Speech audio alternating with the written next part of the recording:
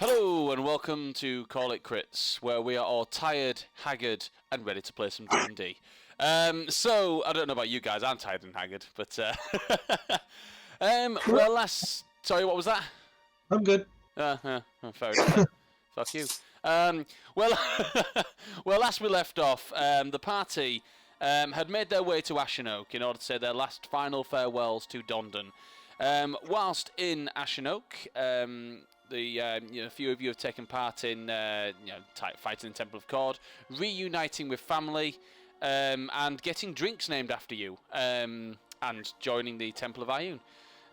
Whilst there, also a tragedy happened, where these black shadowy ivy sprung up from the ground and wrapped itself around the Feywild Santra, the sacred tree, the sacred whitewood tree that's in the centre of Ashenoak.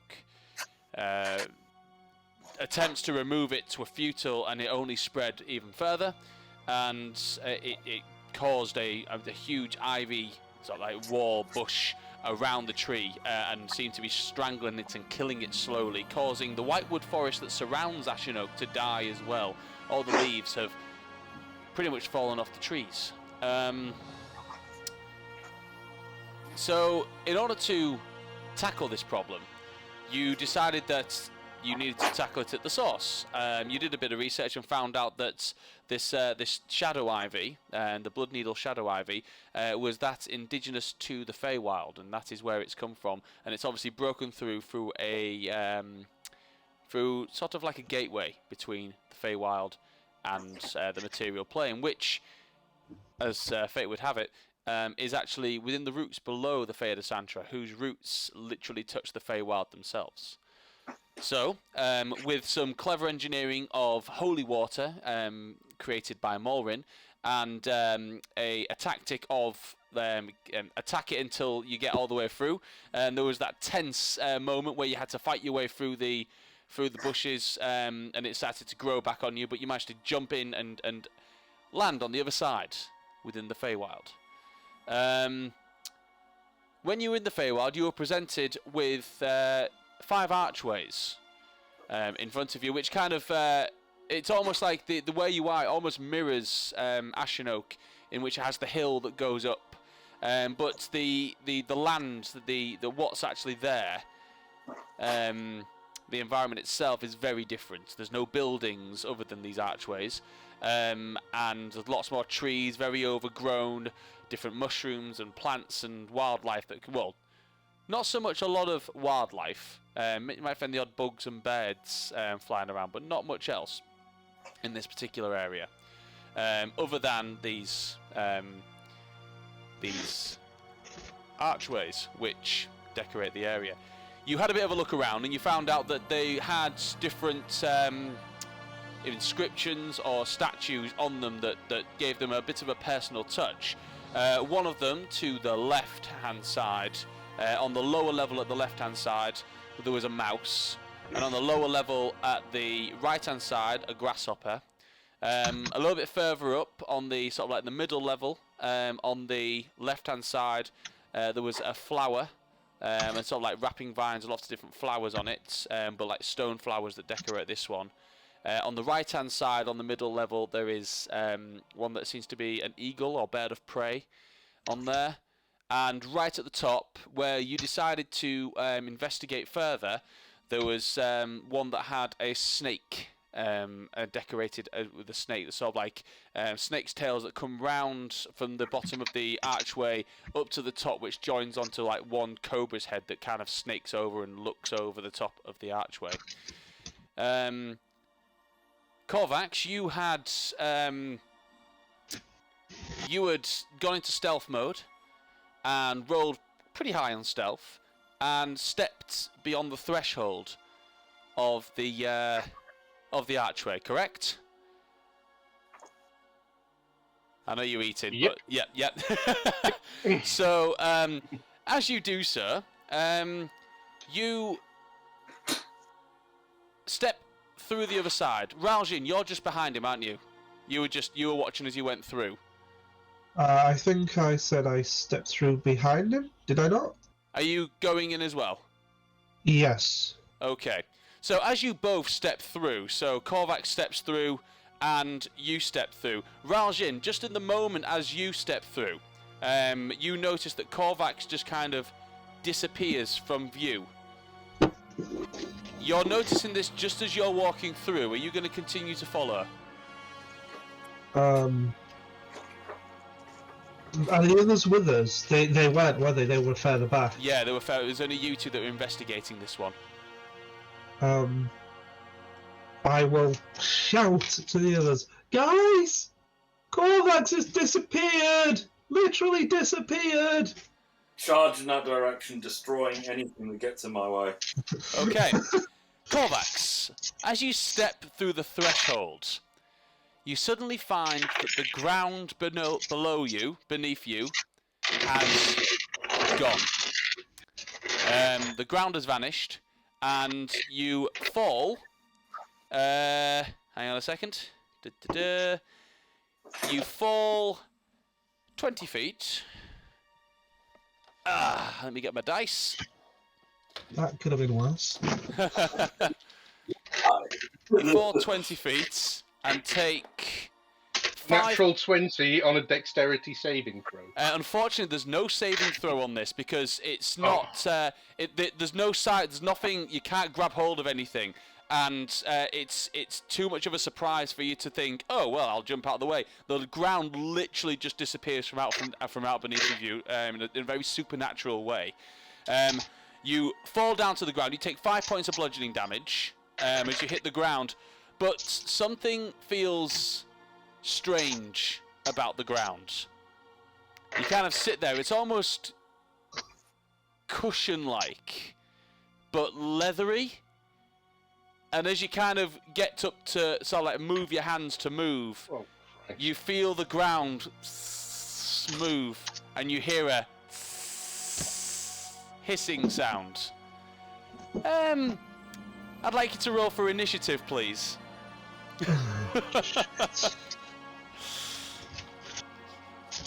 Well, I get my swarm. Dirty 20. Dirty 20, okay. One other thing, because of my lack of time today, I have no battle mats prepared. So if I do get into any battles today, it will all be theatre of the mind, just so you guys and the audience knows. Okay, the swarm of snakes rolled a... So that's 11 plus their initiative. 15. So you're going first, and I'm going to get on a battle screen, battle music here. So hang on a second. Can I get battle music on? Okay, here? so yeah. am I in like a pit or? So yeah, you look around. You find yourself. You're in a sort of like a pit. You notice it's around about 10 to 10 feet either side of you. And the snakes are sort of snaking around the floor. There's a small gap on the floor where you landed, where it's hard ground, but the snakes are now slithering and almost encompassing and circling around you. You can look up and you do notice that you're in a hole and there are branches that kind of sort of like come off. So you probably could try and make a climb for it if you wanted to. But yeah, it's up to you. What would you like to do?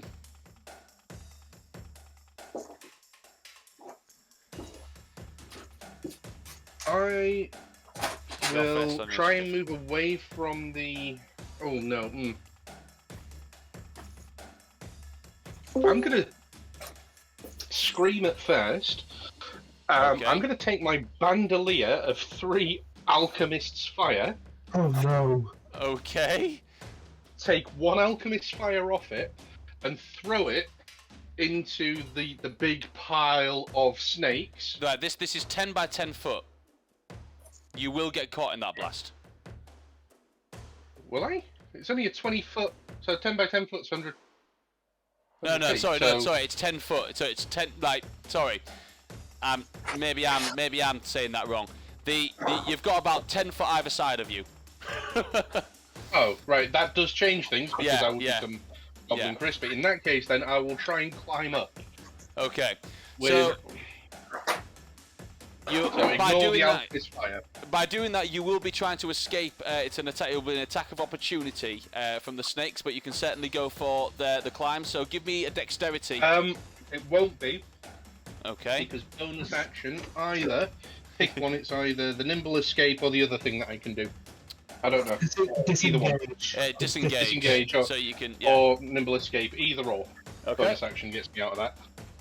So you do that, and give me dexterity then. 17. 17. That's enough. You kind of jump over the snakes and find your footing on what's kind of like a crumbly kind of soil kind of texture on the wall, and you grab hold of what's like an external root, and you grab hold of that, and you manage to pull yourself up. You manage to get because it's not like there's one every 5 feet. It's not as easy as that as to climb. You can get about 10 feet up before you have to look around for somewhere else, and you sort of look across, and there is another branch, but you'd have to make a bit of a jump for it. You can use the rest of your movement to make that jump if you wish, but it will be another dexterity throw. Acrobatics. Yep. Sorry, acrobatics. Okay, so well, if it's acrobatics, that actually helps because that would be 24. Okay, so you jump across, and that is no problem. You see the branch, it's sort of like another one that's kind of loops out. It's kind of a hairy texture when you grab hold of it. Not like creature, but like kind of like, you know, the feli that kind of hang off it. You kind of grab hold of it. It pulls off the wall slightly, but you feel confident that you've got a hold of this. The snakes are now probably about 15 feet below you. One of them is going to sort of extend itself up, and it's going to, because they've got some length on them, these bad boys, it's going to attempt to make a bite attack at your ankles with a bit of more difficulty because of your cover. Not cover, but your distance. That's going to miss. So one of them is going to sort of like goes out to bite at your ankles, and you might say, sort of like pull your foot away, bites at your ankles. Okay, but it misses. Is that its turn? Yes, it is. So we're going to go back to everyone else. Everyone else, Gareth, you're running up towards this archway where Ralgin said that Korvax has just disappeared. I think, did I hear Andy log into the thing? Hello, Andy. Hello. Sorry I'm so late to go pick the car up from the garage. It was a little bit... Don't worry, we've not long been playing anyway, so you're all right. So everyone else, so like Maureen and Aylar and Jan, you'll have heard Ralgin shout towards you as well. So are you going towards Ralgin, or what are you doing? What are the options? Oh yeah, because you were here last week. You were here last week. I don't know if you were there for this bit. I can't remember now. Oh, yeah, you were here for this bit. My memory. So you've got the other archways that are around you, but Ralgin and Korvax went to investigate the snake archway up at the top. Korvax sort of went into stealth mode and walked through, but has disappeared. And Ralgin, who was following him, stopped when he saw that Korvax had disappeared and shouted for everyone else to come quick. Right, I'll come quick then. Okay, so you run up, and Gareth and I'm assuming Maureen. Aylar, what are you doing? Are you running up as well? I'm going to cautiously approach, making sure that I don't fall down a hole. Okay, so you guys all sort of like make your way up towards there. We'll say that in the time that after from Ralgin making the call and everything, you guys can get up there. Right. So, you make it up to the top. Ralgin, the guys have made it there. Is there anything you're doing? I'm gonna poke my head through. Not actually gonna step through, I'm gonna poke my head through and be like, Korvax! Okay. Interesting. Can I see that he's poked his head into something? Say that again? Can I see that he's poked his head into something? Yeah, you see Ralgin kind of poke his head into the into thin air, but as he pokes his head through, he vanishes. Ralgin, just give me a dexterity throw, because you're kind of leaning forwards, but the way that this is designed, I need you to make me a dex throw. Alright. It's a high difficulty. Oh no. If only I had Dex as a special ability. Yeah. Right, let's see. So that is... Saving throw, you say? Yes. 22. Okay, that as you poke your head through, suddenly the sky changes to darkness, so it's black. It's almost like it's nighttime. Very different to what you were before. The area looks similar, but it's it's basically the earth is kind of like in potholes all over the place. And as you kind of lean forward, you catch your footing as the ground begins to crumble beneath your feet. You manage to kind of pull yourself back and then fall backwards. Suddenly, Garroth, you notice Raljin reappears and falls on his ass in front of you after catching himself and not falling. Raljin, from what you see, not falling into a pit of snakes. Korvax, as you're in there, you see some of the soil fall into the pit and kind of land on the ground just below you. Right, I've seen that there is indeed sort of a hole in reality or a portal or something. I charged straight for the point where Raujin stuck his head in. Raujin better get out the way because I'm not stopping. Okay. And I'm going to just charge in. Okay.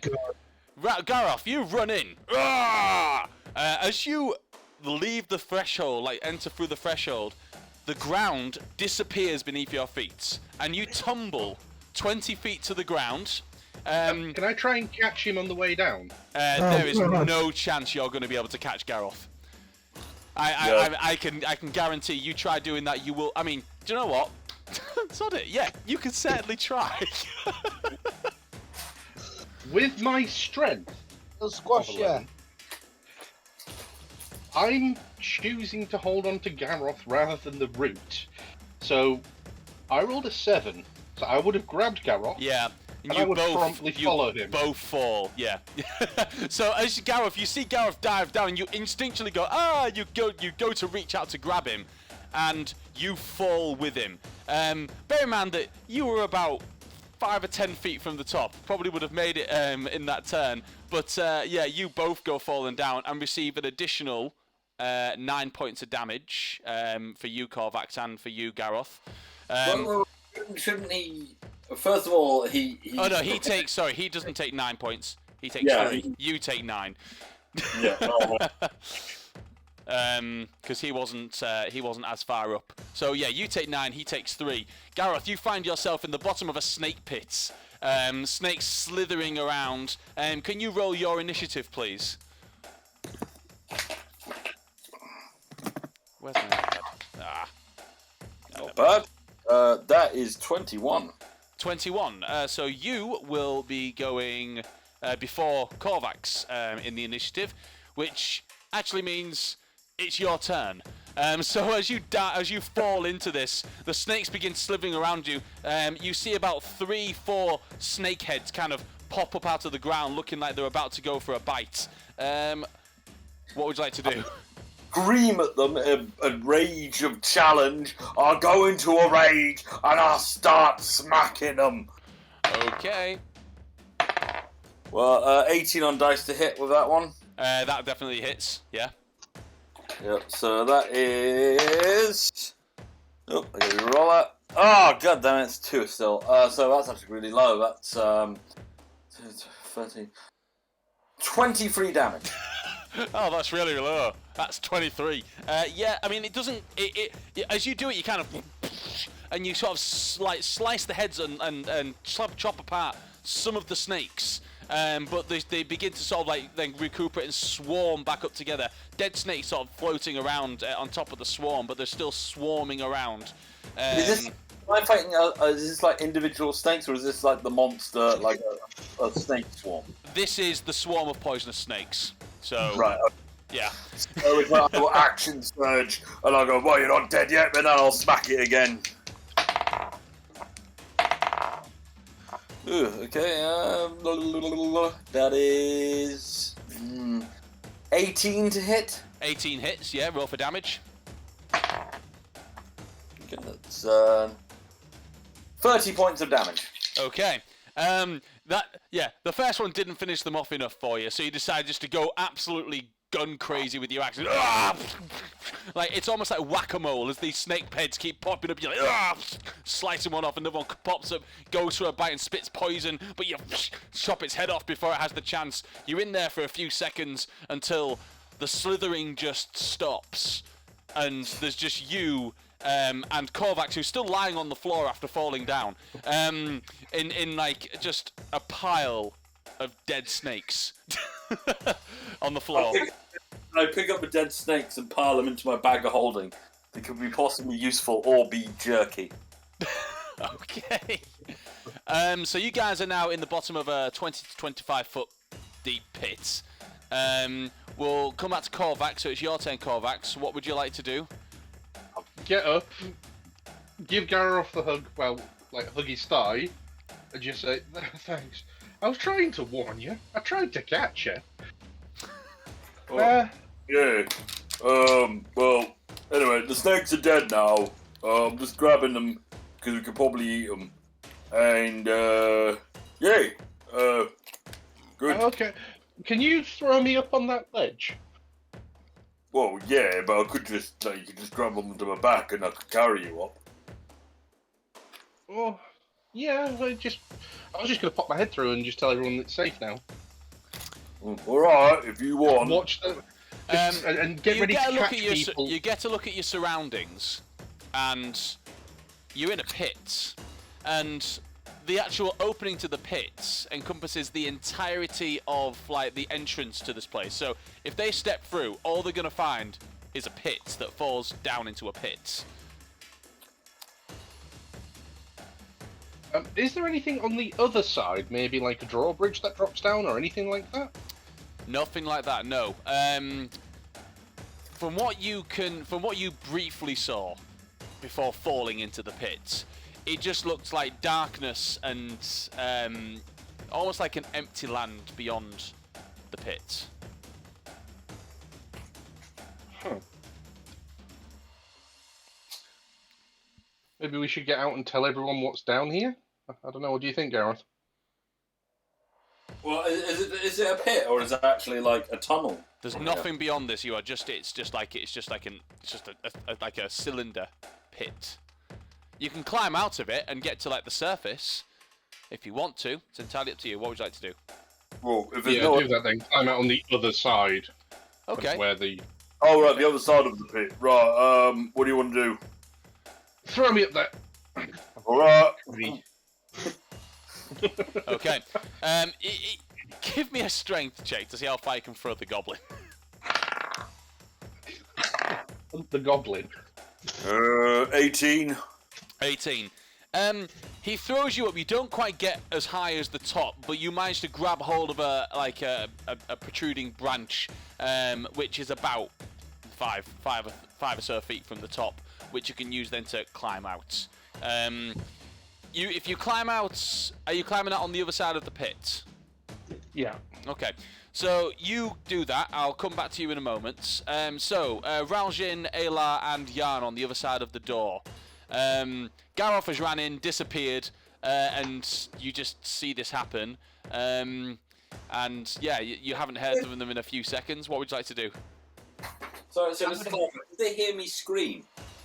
As soon as you went through, audio and visual stopped. Right. So it's yeah. I'll cautiously enter with my shield up and my sword ready. No way! I try and grab Ayla because I know what's on the other side of that. Okay. Okay. Are you grabbing him by the scruff of the neck and so I'll say that you managed to do that. It's not going to be a save or anything. You managed to stop him. Okay, there is a huge hole on the other side of this. So what do we do? I grab onto the side of the archway, so you know, like when you lean through a door, you hold onto the frame of the door. Yes. Yeah. Yeah. Essentially, I'm doing that. I'm holding onto the archway on this side. Mm-hmm. And get ready to grab my arm if I slip. And I Okay. just sort of hang through. So I've got one foot still firmly on this side, my arm still firmly on this side. So I'm half in, half out, and go, "You guys all right?" As you poke yourself through, and Eli, you're watching as he goes through. As soon as part of his body goes through, his whole body disappears. So it's for you, Raljin, you're still holding on to the pillar, and you sort of poke through, and you're holding on. There's still a physical archway there that you're holding on to, but as you look behind you, your whole body is on this side of the gate. So if you fell, Eli would not be able to see that you've fallen, but you do manage to hold on. And as you're poking through, that's when you sort of see a bit of a haggard-looking Korvax who's covered in like greenish blood, sort of like crawling out on the other side, and you can sort of hear Garroth making his way up and out of the pit as well. What are you guys doing? Got snakes. We were going out the other side because, like, no point going back. Duh. But we don't know if there's anything through the other archways, or if it's just like pits of butterflies, or pits of snails, or God knows what. Butterflies? I'm pretty sure there was a butterfly arch. Yeah, I don't really want to see the big praying mantis type one, if No, I'm honest. I'm trying to get out the other side to see if there's anything there. can I see the other side from where I am? Yeah, you can see it. It looks very similar to the terrain on the other side, only it's darker, and there's almost like a grey tinge to it. Almost like, do you know when you see something in dark vision, and it's sort of like that grey. So it's kind of like almost like a very noir kind of look to it. Very off colour. Still got trees and branches hanging around, but the land itself, very potholy, and like not deserty, but no grass. There's maybe the odd tuft of brown grass, or what you might assume to be brown grass, sort of dead-looking grass around where these different potholes or snake holes are scattered around. Okay, it just kind of looks like a field with more pits in it. This looks like a good contender of something that's wrong. Am I at the top yet? Oh yeah, you've just you kind of arch over the top, and you're on the other side now. So you've got Raljin, who's kind of like holding onto the pillar, trying not to fall into the pit, which just it's like a doormat in front of the archway, basically. You can't really get around it. It's about about 20 foot across. Sorry, can I see any other archways, did you say? Not in here, no. You look through here, and there's no other archways. I don't think there's anything over that way. Just have a quick scout, seeing as though I'm here. Alright, hang on. I'll just go tell the others. And then I fall backwards through the portal. Okay, you kind of go, and it's a bit of a weird thing that the lighting and the terrain change as you sort of like pop back through the portal, and Ayla's there, and as you sort of come back, will probably instinctively grab you and pull you back into it. And you are now back on the other side. Yeah, what's your Feywild knowledge like? Yeah. I don't know, Phil. What's it like? Not massively great, because you never really did much studying of the Feywild yourself. That's right. And although you have some family ties to it, you weren't accepted by that side of the family, so you weren't taught it. So, oh, sorry. Right. No, sorry, I said yarn. Oh, yarn. Okay. How familiar am I with it? Yeah. Probably not very, because I've been quite a homebody and bookworm, sort of only things that I'll have read that are common knowledge. So, did you want to see if you have read anything about it, Jan, or are you just accepting that you wouldn't have? Yeah, let's roll and see how much I've actually picked up from books So, then. go for history check. Okay, 1 second.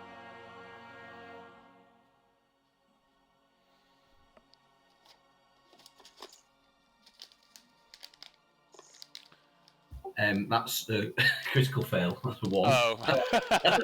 Yeah, you've never read a single thing ever about the Feywild, and that will be something that sticks as well. You know nothing about the Feywild. Other than your own personal experiences that you are currently experiencing right now, you know nothing about the Feywild. Okay, well, there is a huge pit on the other side of this hatchway. Corvex and Gareth have climbed up the other side of the pit, where there are more pits, but there doesn't look like there's anything else there.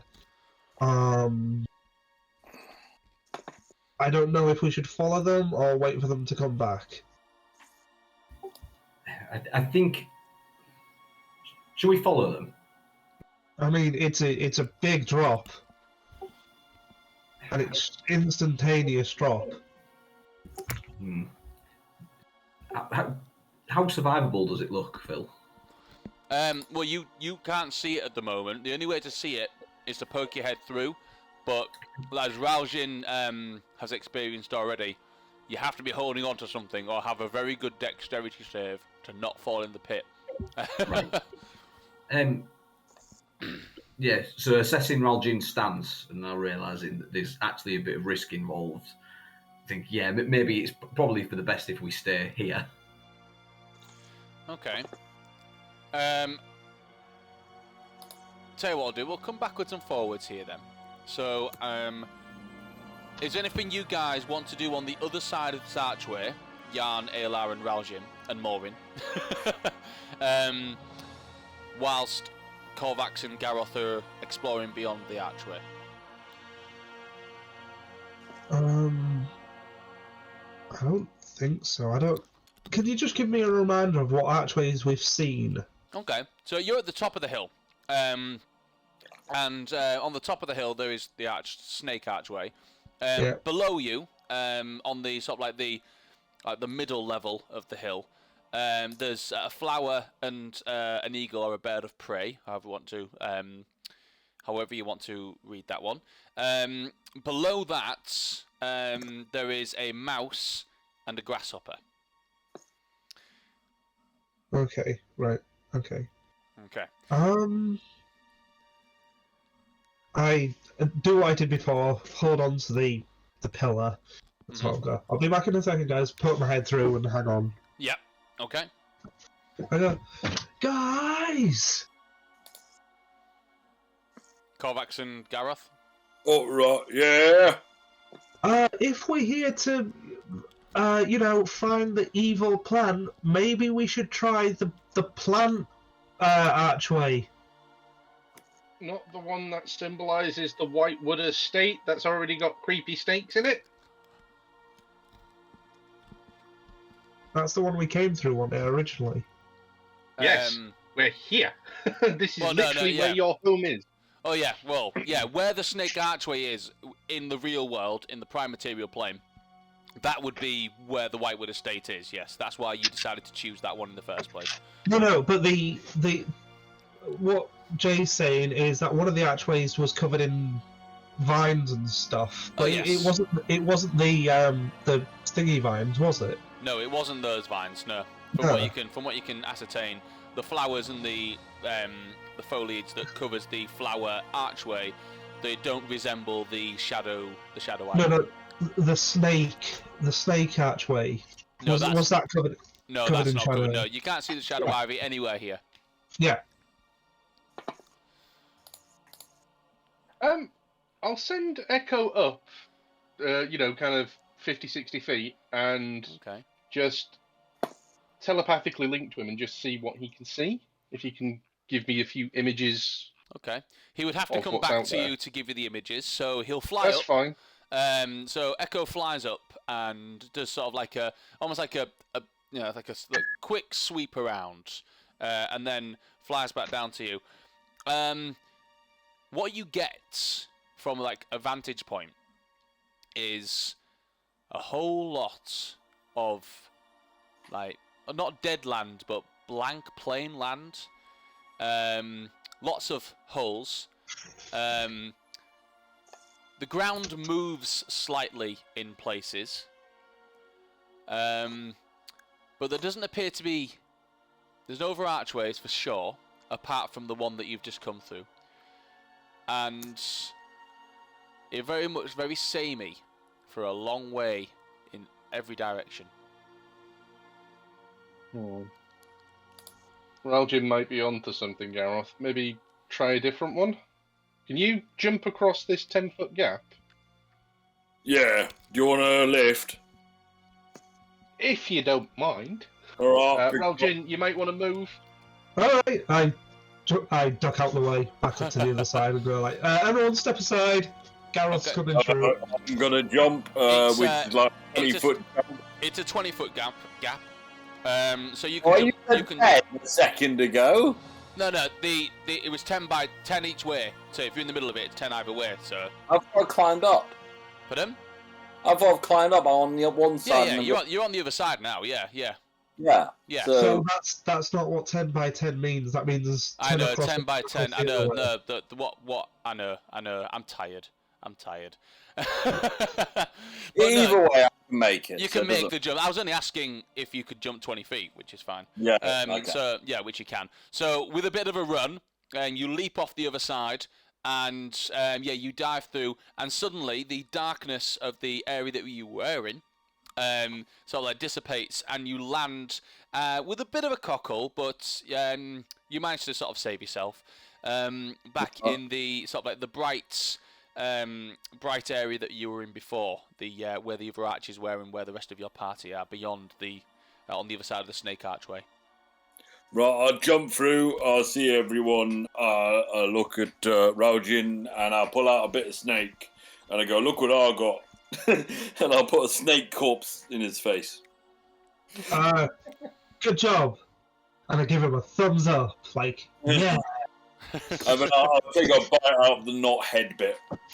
I like I'm eating jerky. You're eating the raw poisonous snake. Give me a Constitution saving throw.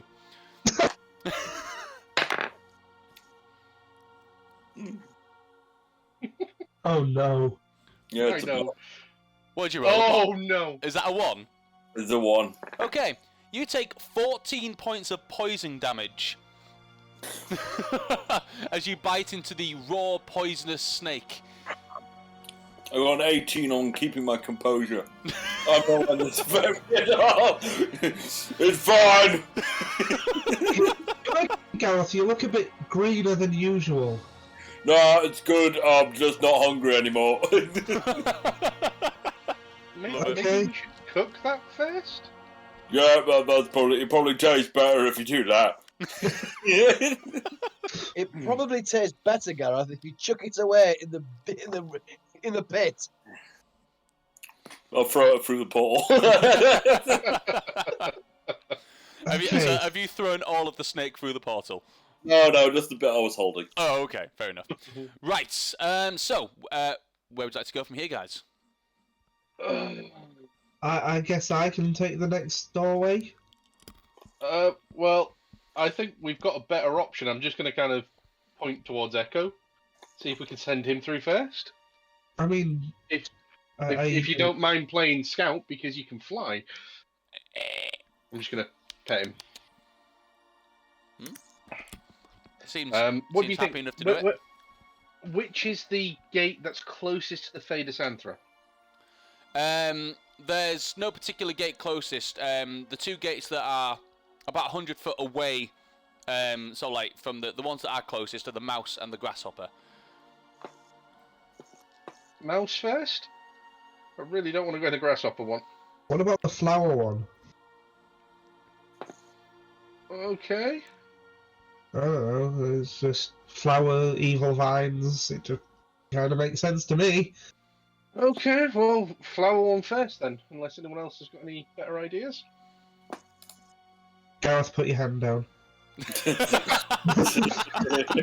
didn't have my hand up. Okay, so just look at Echo, and I'll just ask him to scout ahead. Okay. So, So as we're walking up, you head down the steps, and it's about 100 foot. Sort of like down a hill, towards the flower archway. Yeah. Would you like to send? Are you sending Echo through? yeah. But I'll ask him to go through in the top right corner, and do it gently. So maybe kind of perch on the wall and then scuttle in a bit before flying, rather than flying full pelt and then going smack into a brick wall or something. Okay. Right. And I'll just ask him to do a quick scout and then come back and tell me what he sees. Okay. You hang on, let me just get something. Oh dear. Hang on. I'm really glad I can resummon him. Wait, you can't resummon? No, I'm joking. You can. Let me just get his thing up. Where is it? Oh, it's in here. So he scuttles sort of up to the top and flies in through the top corner. Very similar to the snake one. He disappears. As he disappears, you actually give me a perception check. Anyone that stood in front of it. Okay. Perception. 14. Not great. 8. That is. Yep, 8. it's dead. Lynx can roll with advantage. Lynx can. Okay. Ooh, thank God for advantage. Lynx also gets an 18. Okay. So anyone that rolls above a 15, as Echo flies through, almost like as if like batting a pillar, there's almost like a whiff of like a scent, like a flowery scent, like a polleny flowery scent that kind of comes through. 1 second. Right. After about, how long would you expect Echo to stay in there and come out? Literally 30 seconds to a minute. Okay. Just do a quick, immediate scout of what's through there and then come back. Okay. A minute passes. Well, 30 seconds passes. Still no Echo. A minute passes. Still no Echo. I'm going in. 2 minutes. 2 minutes passes. Still no Echo. I've got I'm an gonna. wax. I'll grab him and I'll push you through and then I'll hold you. All right? I could give you a rope. Yeah, rope. Rope sounds Tie like a rope around my waist. I do have, for some strange reason, 50 feet of hemp rope. All right. I'll tie a rope around him and let him wander in. And I just hold fast on the rope. It's like an Indiana Jones and the Last Crusade moment. It's kind of like a leap of faith. You just walk straight through. Tug twice if you want me to yank you back. Okay. Right, so you walk through with a rope tied around you, and as you walk through, you find yourself in a field full of flowers, yellow flowers, as far as the eye can see. Has he read Dresden Files? No, I haven't. Okay. Okay. I'm glad. There's this could be bad. a field full of yellow flowers as far as the eye can see. You can't see. You can't see Echo. I'll whistle. Is the rope still attached to me? The rope is still attached to you, yes, but it's floppy. If I give it a tug, is there no? You pull the rope towards you. Yeah. So I just wanted to go Gareth, taut. there is no Gareth as Korvax goes through, the rope disappears from your hands. Right, I'll go in. Oh, for the love of... Okay, you go in as well? Yep. Okay, you walk out into a field full of flowers. This is almost it's almost happening simultaneously within a few seconds of each other. But can you both make Constitution saving throws, please? Well, that's not terrible. 19 for me. Okay, you succeed. You succeed. So you feel almost like the pollen is starting to creep up your noses, but you manage to kind of brush it off. But you kind of feel a bit drowsy a little bit, but you kind of fight it off. I'll grab Korvac and I just yank us both back through. No, Echo! I was putting my mask up. Hey, Phil. Yeah. He's an elf and he feels a bit drowsy. Sorry, that was good. That was good. Yeah, I know what that is. I've read those stories. That's like the sleepy fields. Like, Sleepy fields. Make you fall asleep. And then they wake up.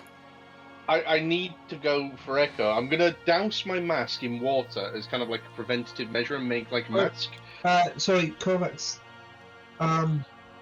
Just before you do anything, we of elf descent cannot be magically put to sleep. So if those are magic flowers on the other side, we're good. And you'll find Echo. Yeah. Okay. Well, I suppose we can sit this one out, Gareth. I suppose maybe. Yeah. All right. Look, this seems like an elfy thing. I mean, it is lots of flowers. They know what they're doing. I knew that was coming. I'll sit down by the gate, and yeah, if you're in trouble, just fire an arrow through, and we'll come back through. I mean, I'm not 100% sure they are magic flowers. It could just be regular flowers. So.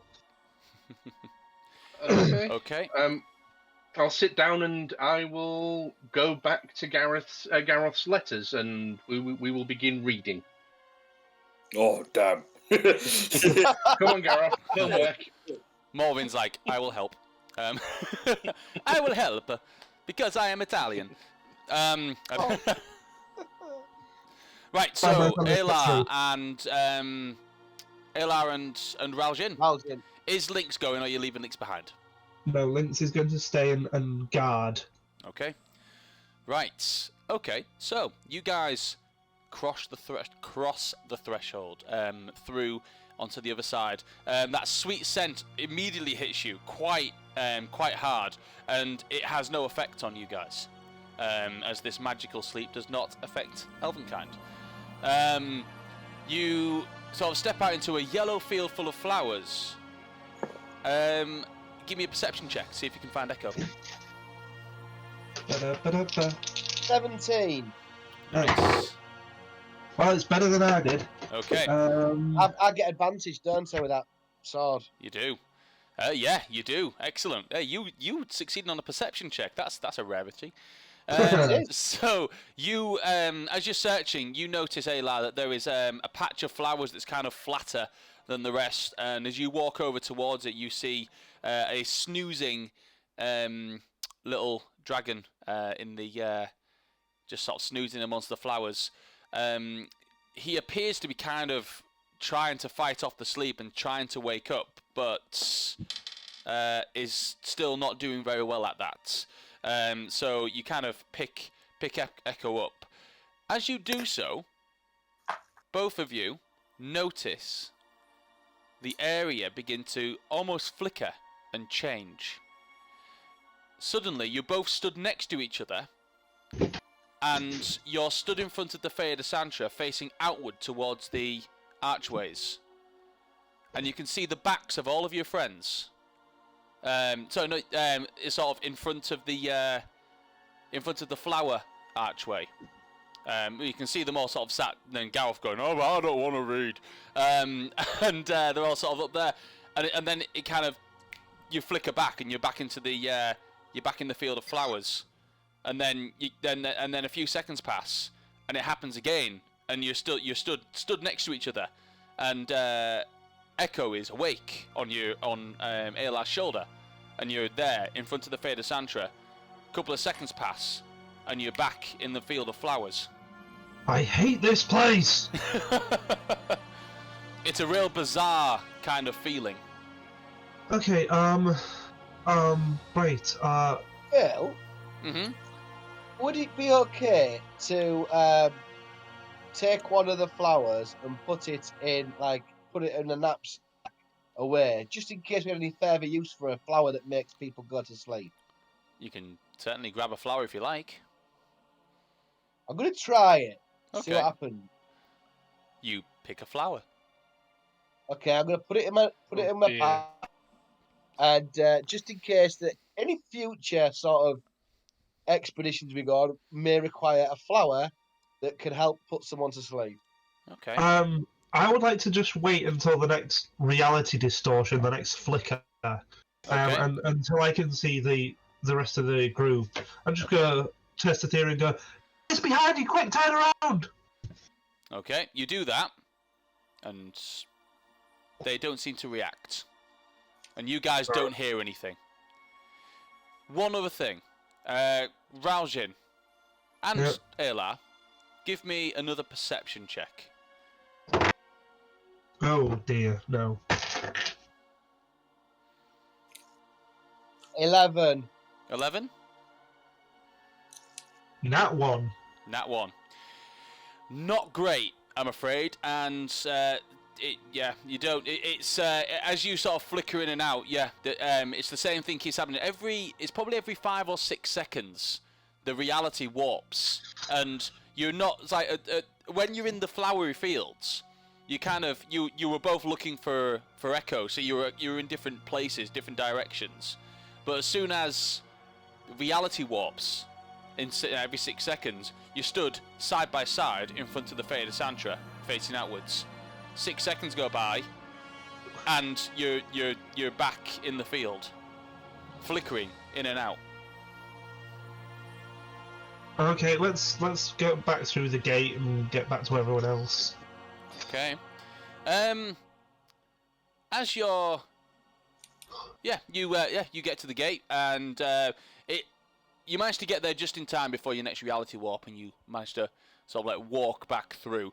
Everyone else, as you're teaching Gareth to read on the other side, you smell the that scent of sweet flowers as Raljin and Ayla step through from the other side with Echo in his arms. Echo begins to tries to wake up. Hang on a second. Yeah, Echo successfully wakes up after walking through the opposite side and is now awake in Ayla's arms. Well, thank you so much, Ayla. Oh, you're I'll give welcome, Ayla no a problem. great big hug. Well, I'll hug his waist. No problem. And I'll take Echo and just start apologising profusely and offering pocket bacon and kind of scritches behind the ear. Or the horn. Yeah. Echo sort of like, forgives you and takes your pocket bacon. We could see you. So when we were on the other side of that gate. Well, I can see you right now, Raljin. I'm not really getting the point there. No, but right, Gareth. You know when we went through that other gate where all the snakes were? Yeah. And you couldn't see what was on the. You couldn't see the tree, and everything was all dark and grey. Yeah. Right, when we went through this gate where all the flowers are. Everything seemed to change for a few seconds, and we could see you like we were stood behind you, and then it changed back, and we were back in the field of flowers. Right. So just to clarify that, as if you were stood in front of the Fey de Santra, so probably a good 100 foot, 120 foot away. I just point to the tree. Yeah. Right. It was like we were stood over there, even though we were in there. So one wall is over. Can Morwyn do a history check to see if he's familiar with this phenomenon? See if he's read about anything like that? Who's controlling Morwyn? Who would like to... Controlling a Morwyn. Okay, roll me an Arcana check. Am I in range to assist with that? You can certainly, if you like, yeah. I will not take the assistance. It was good because that second roll was a 1. So overall, that was a 12 on dice. 12. It's not something that Morin has specifically heard of. He does find it curious how, obviously, when you go and you appear to be having these reality warps where you can see everybody else, whereas, yeah, it does seem strange how that didn't happen when you were in the snake one. And you were in there for quite a long time.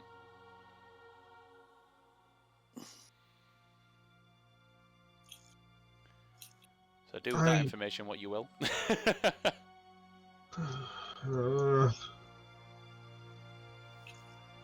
Okay, so we've got a land full of snake pits, a land full of sleepy flowers, and I'm guessing the other gates will be equally as horrible. But I don't really like the idea of just wandering off into the forest. Why don't we find someone and get them to tell us what we need to do?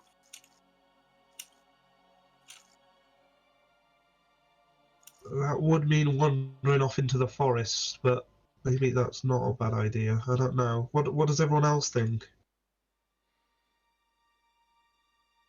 I mean, it seemed pretty dangerous, but when you could see through the Feywild de Santra, is there the Feywild de Santra in this side as well, Phil? Yeah, the Feywild de Santra's here, in the area that you're in now. Yeah. Right. Guys, take us to the point where you was looking through from the Feywild de Santra. I want to see if there's any illusions or anything like that on the tree itself. Well, we wasn't actually looking through the tree, we were just near it. Yeah, take me to that spot. Okay. And I want to have a look at that spot, and I want to investigate the tree and just see if there is any hidden openings, or if there's any illusions around it, or anything along those lines. Okay. So that would depend on what you roll. If you're looking for illusions, it would be an Arcana check. If you're looking for hidden openings, it would be an investigation check. I'll go for hidden openings because I don't have Arcana. Okay. I mean, you can still roll it. You'd have less of a chance. 17 on investigation. Okay. From what you can see, the only opening to the Feywild de Santra is the one that you came through. So like the archway in the where the roots sort of arch over, and the hole that you walked through to enter the Feywild. It's very black on the inside. It's about 20 feet away from where you saw yourself standing, Raljin. Right. So where you were standing is a good 20 feet away from this opening.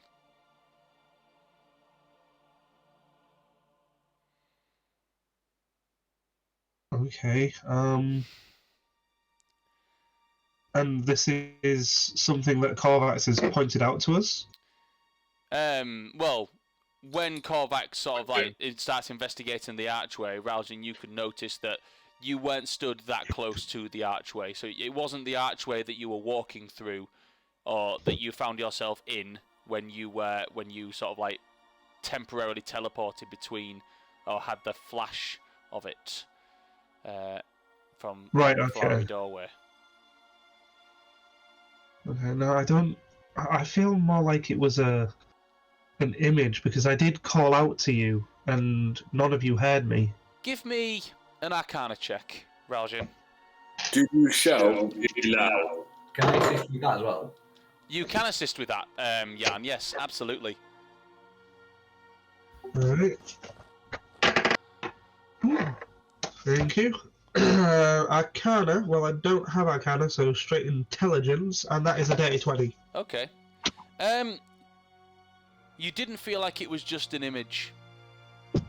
You felt like you were teleported there momentarily, and then it's almost like there wasn't enough of something to keep you there. Another thing that you noticed was that when you were looking at your friends, they looked very ethereal. Like, And when you could hear them talking, there was very like a slight echo to their voices. Like I was only part way between realms. Yes. Okay, it feels like maybe there's a drain, like something is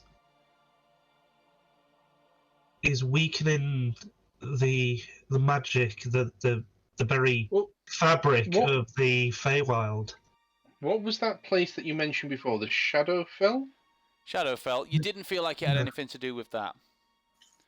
You felt like when you went through the doorway and you were on the other side, you felt like with a dirty 20, you felt like you possibly needed something more in order to make that journey complete. No, it's like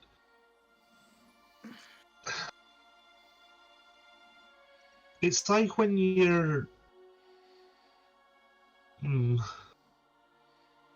I guess like when you're trying a new spell, but you don't quite use enough of the core materials, and it kind of, you get a bit of a spark, but not the full thing. Do you know what I mean? Yes. Not a clue. But okay. Okay, so is it worth checking the other arches first, just to see if there's anything that jumps out, or if there's any people in there? I mean, you're a ranger type. Can't you tell if anybody's been around here that isn't us? I mean, Lynx, is there anything you could do? See if there's any scents around? No. I'd quite like to try the mouse one, though. There might be some mice in there for me to chase. And there also might be some mice in there to chase you. Mice don't chase me. I'm the predator. I chase the mice. Yeah, and mice are really small, Raujin. I mean... but everything in this place is weird, Gareth. These might be like 8-foot tall mice, for all we know. Well, then they're not mice anymore, are they? Gareth, you could be the mouse puncher. Well, who wants to be a mouse puncher? I mean, that's not... That sounds like a really good ale if you tell the story that it was like a 12-foot mouse. Bigger than a bear. Mouse puncher. Oh, no. Just punching mice, it just doesn't sound... It does not sound like something they write the tales about. I mean, I never thought I'd say this, but I actually do agree with Gareth on that. It's not. They're never going to sing songs in the taverns of the epic mouse war, are they? I don't know, if its fangs are the size of a cat, maybe. Anyway, let me see. I'd like to do an intelligence check to see if I can figure out, between the two gates that we've been in, the things I've seen in those two gates, what I think is happening, and if it has any correlation to the situation back home. Okay. And give me an intelligence roll then. No, I cannot. God damn this dice. Yeah, you guys have had awful rolls when it's come to me giving clues on this. Awful rolls. That's an 11. Sorry, okay. A 10. Yeah, you're finding this really hard to sort of figure out. I mean, the information that you've got is they're all animals apart from the flowers. From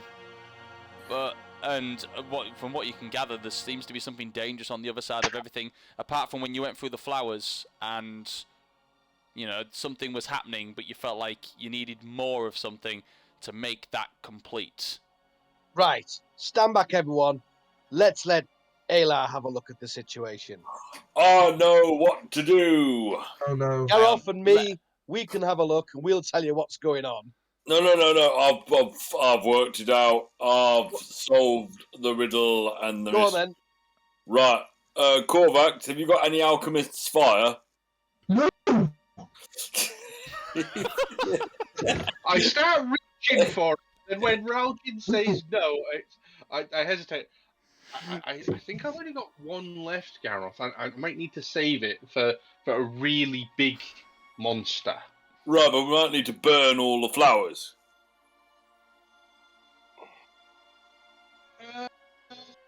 I don't think that's a good idea. I don't know a lot about the Feywild, but it is kind of alive, and it might get angry at us if we do that.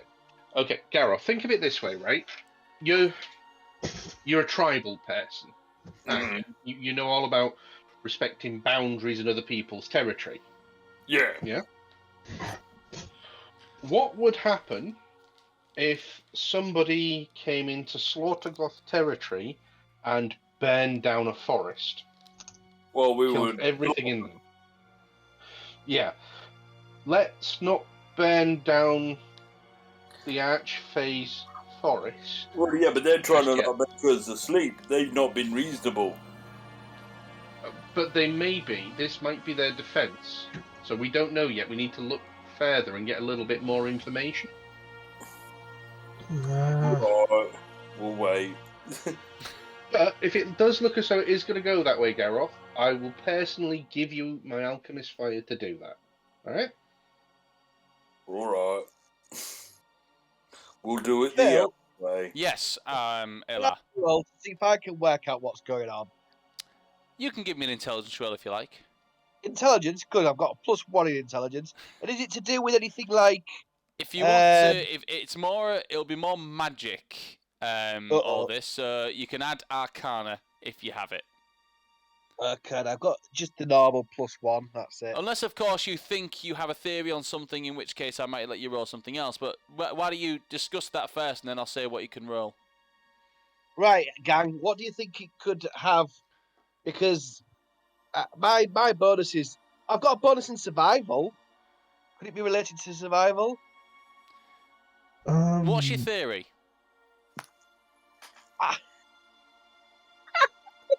No. Give me a survival roll then, and I'll see what I can twist out of it. Okay. 17 plus 2 is 19. Okay. All right. Lynx wanted to go in the mouse archway. She wanted to go in there because she wanted some tasty mice. She's the predator, they are the prey, she said. That's her way of, that's her way of surviving. Yeah, if she was out on her own, she'd catch herself some mice. Something like that, it kind of sits with you as you stand staring at all of the archways. Okay. We've got to show the various doorways that we're boss. Set fire to the flowers. Wait. That's... I mean, no to the set fire to the flowers. But I think Korvax may have been onto something. This is a defense system. Yes. This is... What does Morvin think? I figured I wanted a pizza. Morvin's already had a try, unfortunately, and he rolled quite low. So there's not a lot of high rollers going on today. that 19. I mean, is about as good as we're gonna do, I think, guys. Let's have a look. If I sit down, I'm gonna see if I can work this out as kind of like maybe a thieves guild defense system. Like, try and apply what's going on here to what I know on the Prime Material plane. Okay. It's a little unlike a lot of things that you've seen on the Prime Material plane, especially with the Thieves Guild. Something very magical about I'm aware of that. Now, I'm just thinking kind of like, traps and kind of false trails and stuff like that. Kind of how the Thieves Guild defends its bolt holes. Yeah. And I'm going to try and apply that thinking to what we've seen so far and what we know about what's going on with the Fair Desanthra in Ashnoke. Wait. If this were me, and I wanted to protect something, I would have decoys. Yeah. So, what would I add to that roll, Phil? So I've rolled. Okay. 15 on dice. Just on this note again, can I assist with this because of my charlatan background and like the illusion stage? Can I I'll allow assist it. in that pretense? I'll allow Well, that. that's So good. yeah. That turns my 15 to a 17 on dice. So what would it be? Would it be history, or would it be? Because I'm trying to remember, or would it be more things like more investigation? I think that works better. So yeah. that would then be 21. Okay. So Jan and Korvax have a think about this for a while. One thing you sort of know from like the Thieves Guild and Stronghold, things like that, is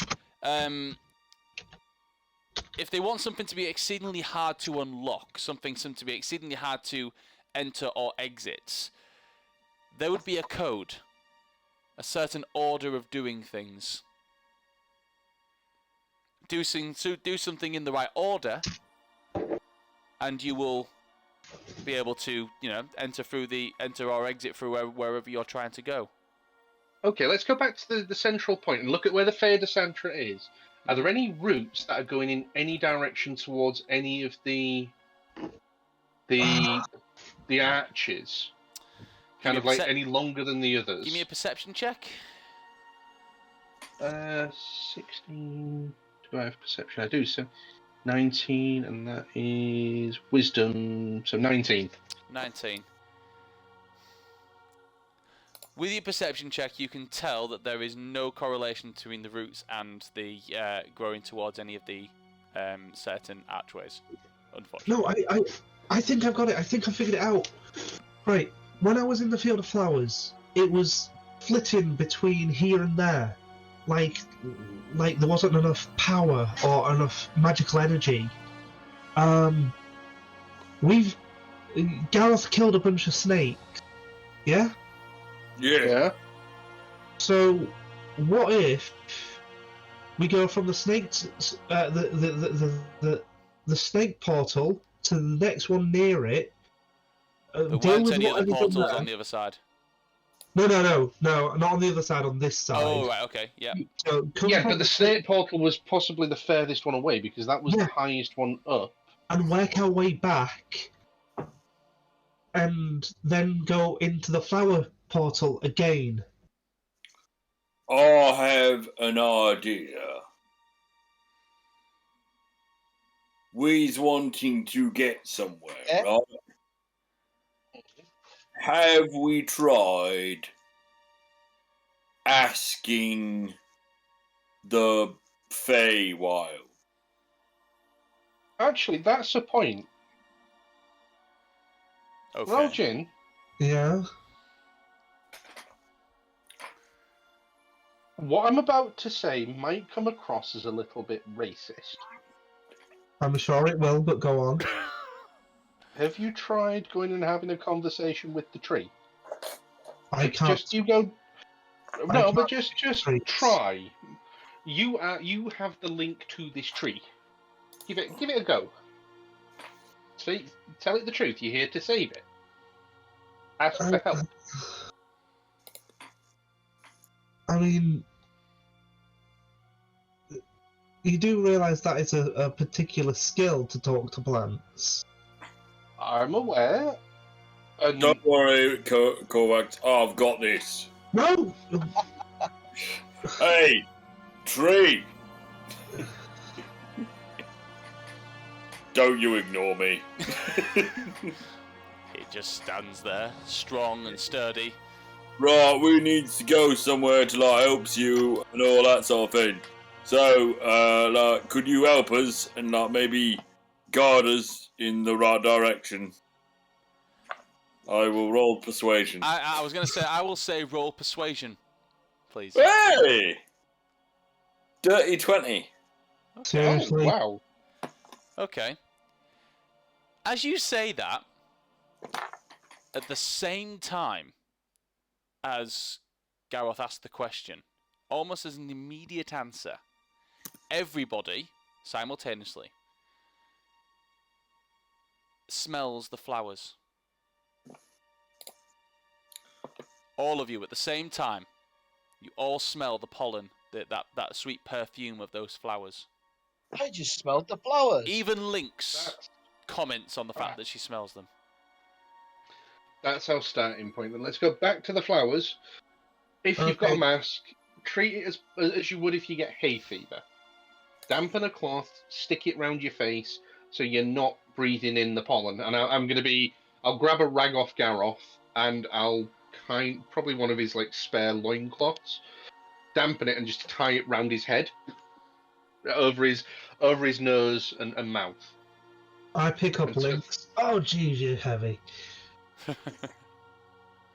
Come on, girl. Okay. Yeah, we could stick Lynx in the papoose. Yes, we could stick Lynx in the papoose. Lynx refuses to go in the papoose. Is that? I'm not sitting in that thing. It's sweaty. You get used to it. No, I'll walk. It's fine. If you guys are going in, I'll go in. I'll go in with you. Yeah, but if you fall asleep, then we'll have to carry you. That's fine. You can carry me if I fall asleep.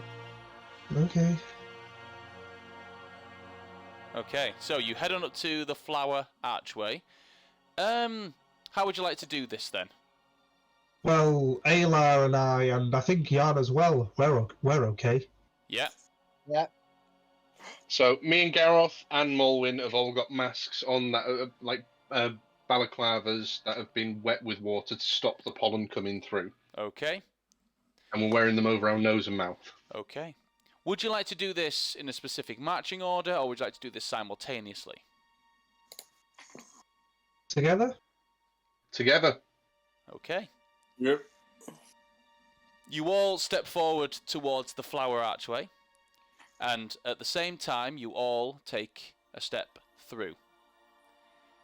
And that's where we're going to take a break, and we'll find out what happens in about 10 minutes. TPK! TPK! TPK! So, yeah, guys, we'll come back at 8:30. It's like an hour later than normal break, but it's taking you guys a while to figure this out. But, yeah, we'll come back in about 10 minutes. Grab yourself some tea, go for a pee, and, yeah, we'll come back to the game at 8:30. Okay? Okay. All right, see you guys shortly.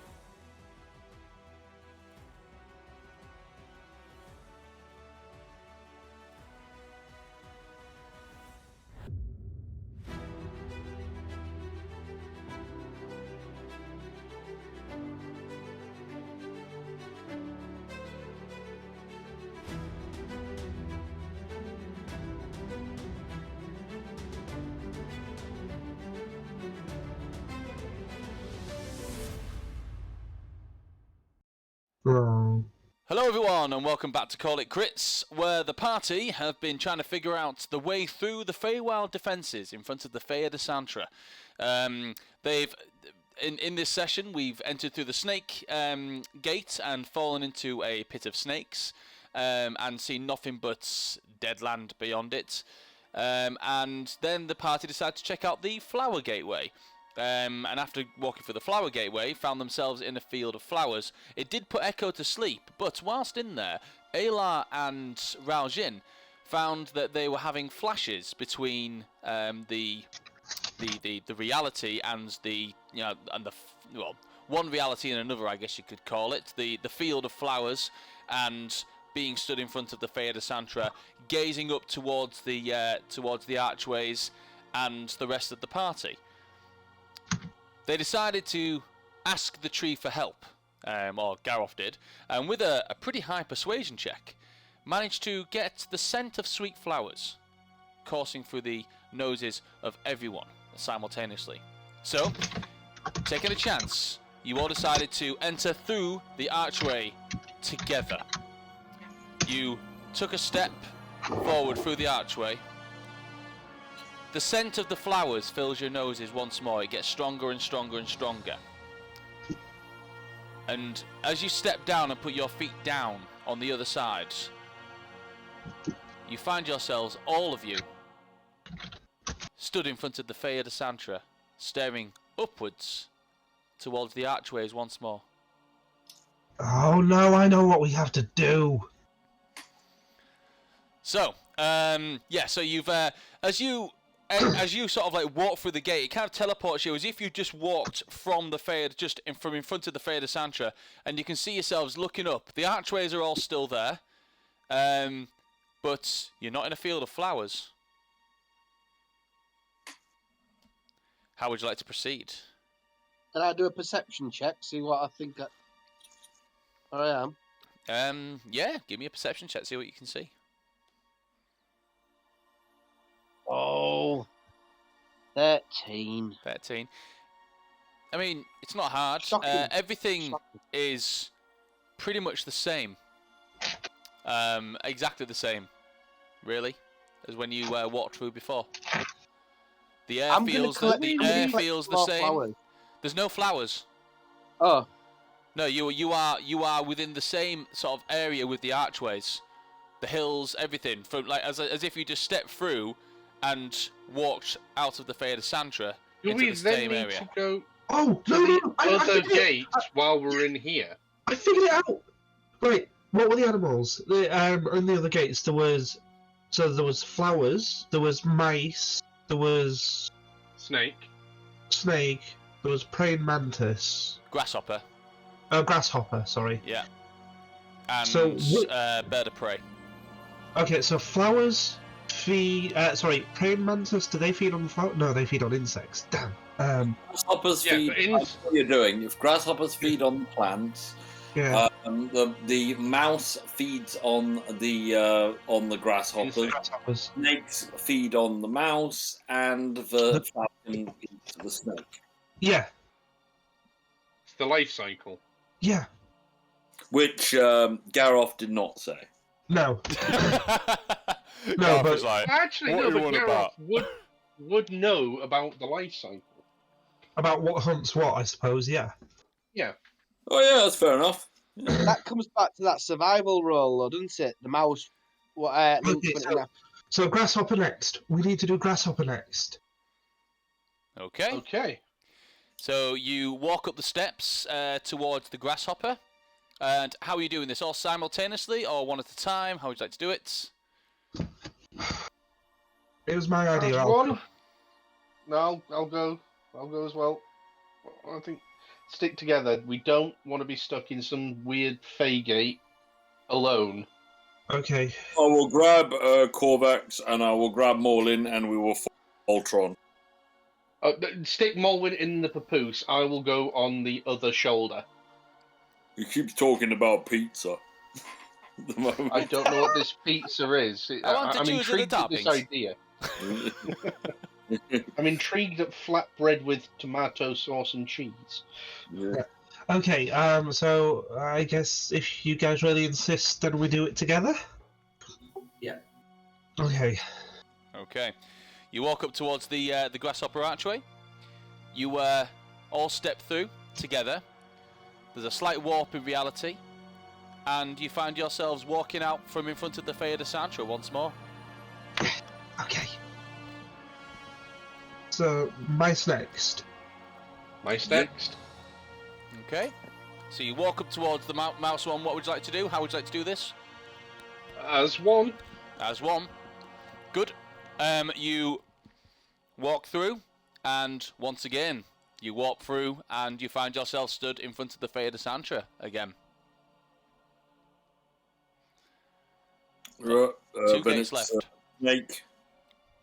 So you head up towards the top of the hill to the snake archway. Simultaneously, all together. Brace for the fall that I know's there. Brace for the fall. But this time, as you step through, there is no fall.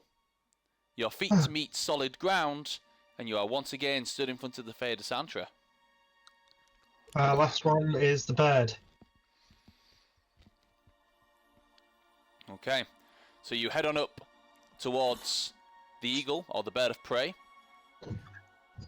Walk up towards it, arm in arm, and all together, once, so as one, step through. And as you do, there is that, once again, that warp of reality, but this time, there's almost like a bright light. And as you step through, you find yourself just walking through the other side. The archway disappears, as do the rest of them, and there is a sound that begins to fill the air.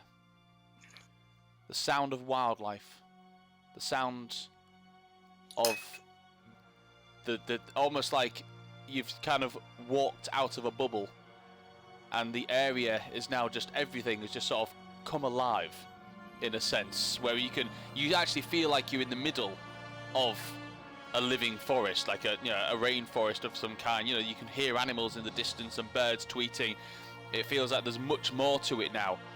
As you seem to cross the threshold, you turn around, and the Fey de Santra is also gone. We were halfway between worlds. Right, it's like most riddles. You just ignore them and you just walk on, and eventually you solve it. Took you a while to get that one, though. You're not wrong. You're not wrong. Got there in the end, though. Okay. That was a lot longer than it needed to be. We should have twigged earlier. Yeah. Okay, I'm glad it took you a bit of a time, actually, to be honest. So we're in the middle of so you're still in that hilly area, only there's no archways anymore. As you actually look around, give me a perception check.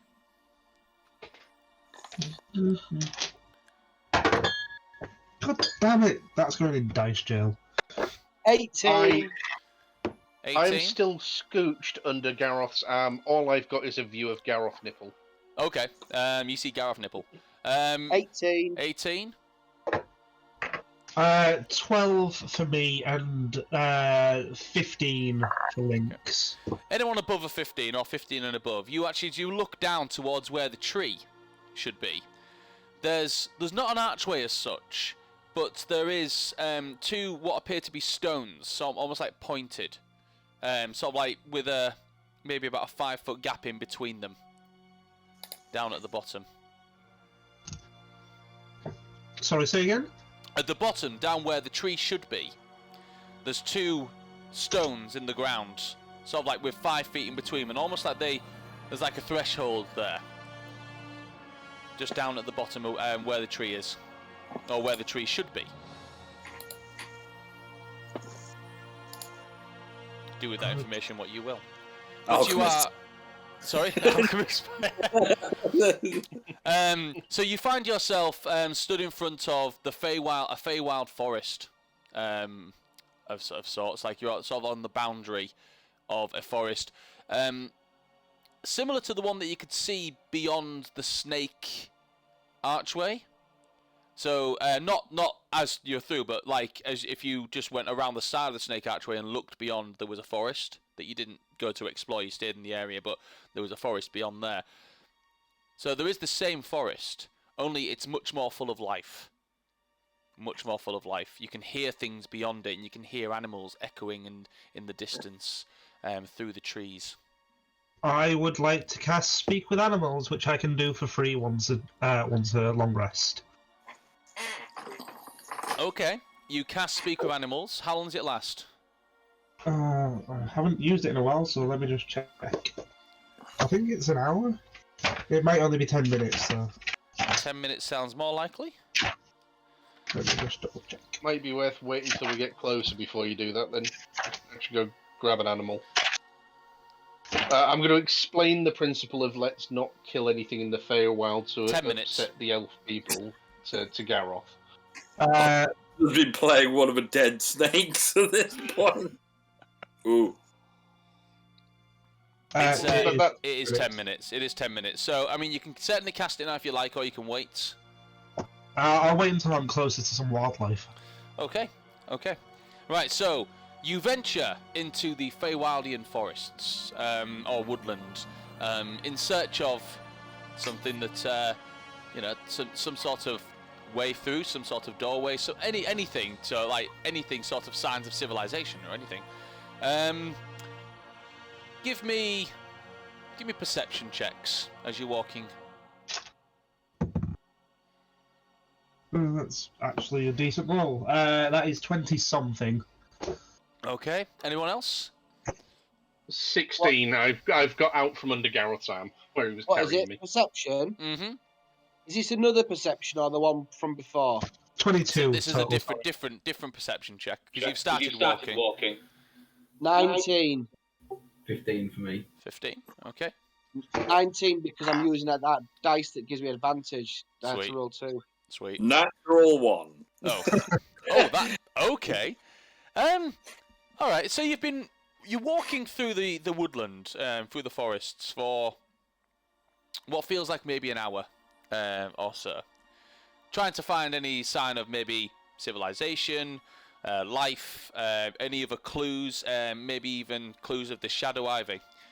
And you've been walking for a while, and it feels like you're getting nowhere. Like you've been wandering for such a long time, and you feel lost.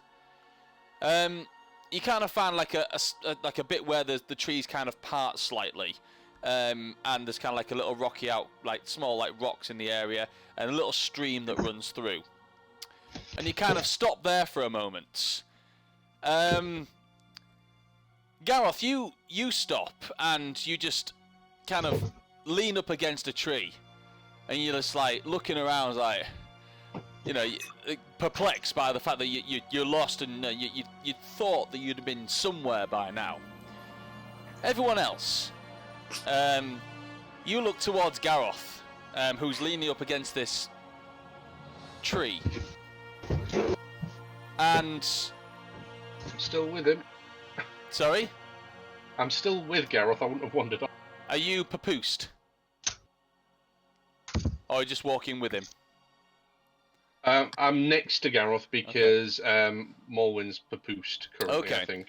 So, as you're next to Garroth, you kind of look up, and Garroth, you're just kind of like, you've not noticed anything. You're just looking around. Everyone starts looking at you, leaning up against this tree. It's a thin tree, no more than, it's not massive around.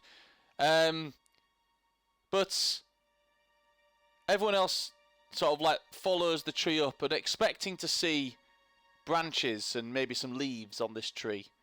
But there isn't. It carries on going up. Jack of the Beanstalk! Until it forms, kind of looks like it's on the underbelly of something. And then there's another tree, and another, that look exactly the same as this tree. And then the branches of the leaves above you begin to rustle. And a head of a long-necked creature kind of ducks down between the leaf canopy and kind of ducks down towards Gareth and stares you in the face. It's kind of got a long face. It's kind of dark brown and kind of spotty, and it's got two like pointy, eerie kind of like flat eerie things. It stares at Gareth as you're leaning against its leg. Its mouth chewing on some leaves. Gareth, let's back away. Back away from what? I'm already like backed into a tree here.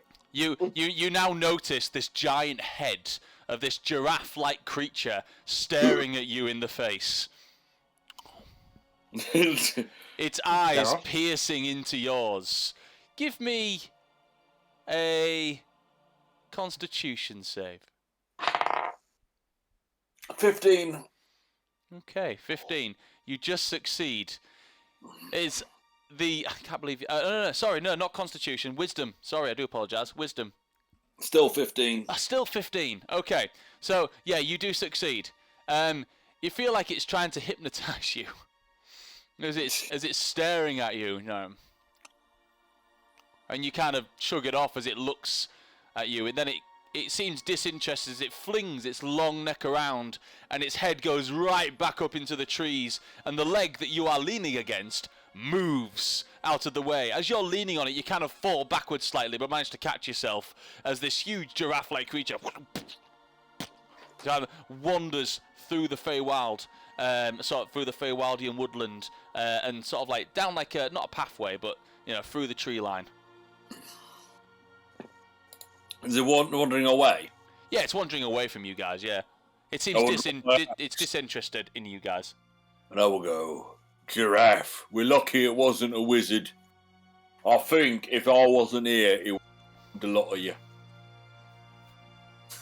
Yeah. Yeah.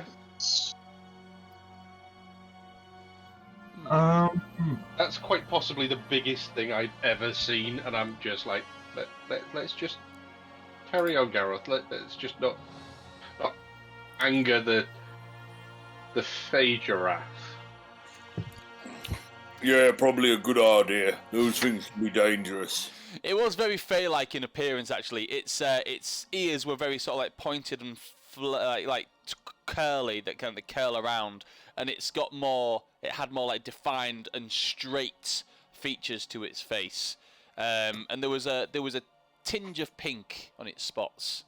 Does, however, further confirm my suspicions.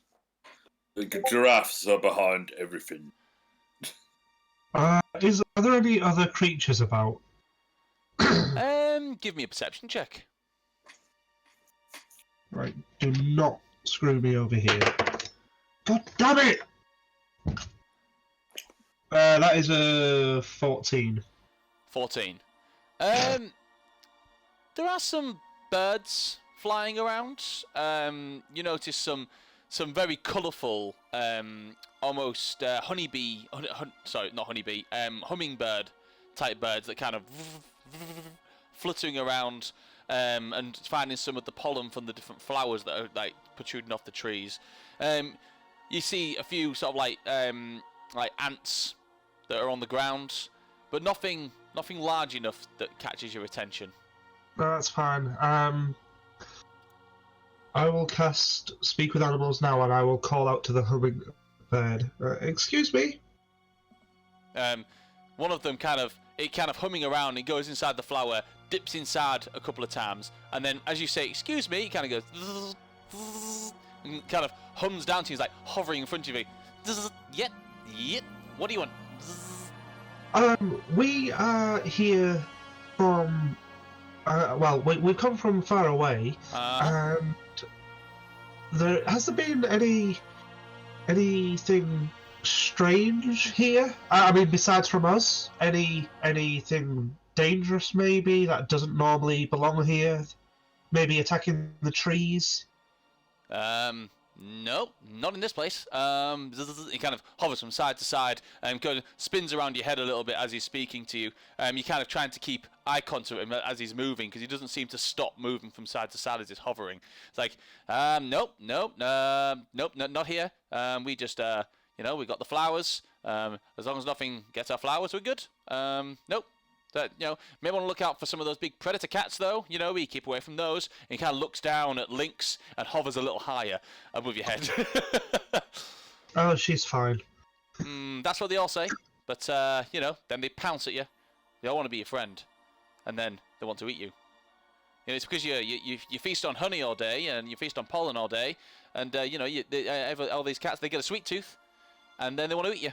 So, we stay up. And you hear like two of the others up in the tree that feast on the fire. It's like, what are you doing talking to that drow down there? It's like, no, never mind, just making polite conversation. He took the time to learn our language, so I thought I'd make polite conversation. So anyway, I probably got to go, but no, not much dangerous, not much dangerous stuff here. We're just nothing unusual at all in the area. No, not really. Sorry to disappoint you, but if maybe you can go check with the other elven folk and see what they think. They might know something different to me. But as long as I'm out. Sorry. Sorry. Where do they live? Yeah, probably a couple of miles from here. They have one of those fancy villages, with the houses and things, the buildings. If you could just kind of nod your head in the direction we need to go. He kind of tips his nose and points his beak west. Okay, thank you. Enjoy the flowers. Oh yeah, it's no problem, thank you. And he kind of zips up towards, there's like a big yellow bell type flower, and he kind of just disappears into it. Yeah, there you go. So all you guys hear is buzz, buzz, buzz, tweet, tweet, tweet, tweet, buzz, buzz, tweet. And then I go, okay, so there's an elven village west of here, a couple of miles. That might be a good place to start. Right, I'll go up to the bee and say buzz, buzz, buzz, buzz, buzz, buzz. I just insulted his mother. Yeah, you probably just insulted his mother. Well, that's not technically correct. To be fair, I just want to point this out. When he spoke to the bees, the hummingbird. Yeah, was it the hummingbird? Sorry, yes. I thought it was a bee. Yeah. I know what he was going to say. I should have done it by communicating through movements, but it wasn't a bee. You should have done. Yeah. Should have been dancing. You should be dancing. Yeah. Right, so yeah, westward I think we need to go. If everyone's okay with that, that's what the hummingbird said. Why are you all looking at me like that? Why do I get the feeling we're going to get sent back to the bloody gate that we've just come from? Okay, so are you going to walk westward? Yep. Okay. Yeah. I'm going to touch my hat, and I'm going to turn into a halfling. Okay, so you now look like a halfling. Right, so you make your way westward through the Feywild woodland. You pass many very sort of out of this world foliage, and a few sort of like deer-type creatures, which are strange because they have kind of like flattish faces. They don't have like the deer; they have almost like flat human-like faces, which just look bizarre to you. But they're still sort of eating grass, and as they see you come in, they scarper and disappear off into the woodlands. You're walking for what feels like a good few hours. Thinking maybe 3 or 4 hours. One thing that's really strange, actually, is you've been walking for this amount of time, but the sky doesn't change. It doesn't get darker. It stays this perpetual daytime all the time. And the shadows, once again, it's like there's almost like just just light coming down from above. So all shadows are below you, which is really strange. It's almost like the light source is coming from everywhere. You continue walking until you get to an area that looks like there's been some activity in terms of chopping down trees. You notice there's a few sort of stumps here and there, and they've had they've been replanted. So there's other trees, sort of smaller saplings around as well in this particular area. You continue walking, and the woodland trail turns into a stony path. As you get to this area, I'd like everyone to make another perception check, please. Come on. 15. Natural 20 for a total of 23. 7. 11. 11? 18. Okay. Sorry. Okay. Anyone that rolled above a 15, you notice in the tree line 2 figures either side. They've got bows drawn, and they're sort of like aimed towards you. You hear a voice in Elven speak out from the tree line. It says, "Don't take another step. I will gun you. I will shoot you down." I'll translate for Garroth, because I will be walking close to him. We're not here. I exaggerate, raising my knee up quite high, and just taking one step. Are you going to take another step? Just one, exaggerated. Piss them off. Hang on a second. Oh dear. Thank you so much. You just hear, "I said don't take another step," in Elven. No, I reply in Elvish. No, we mean no harm. We've come, it's a long story. You better start telling that story fast. Okay, so we're from the Promaterial Plane, and my hometown has a Feywood tree, a whitewood tree in it, and that tree was attacked by Shadowthorn. So we came through to the Feywild to try and get rid of it at the root, because the roots of the tree in my hometown are rooted here in the Feywild. And am I making any sense here? Please stop me talking, so I'll just keep going until someone does. As you say that, it says, "You're talking about the whitewood tree?" Yeah. Elvish. The Fey de Santra. Yes. Lower your weapons. As you hear him say that, you hear what sounds like the lowering of several bows in the area, some of which you hadn't seen and that had rolled pretty high on stealth. The only person that would have seen that would have been Korvax.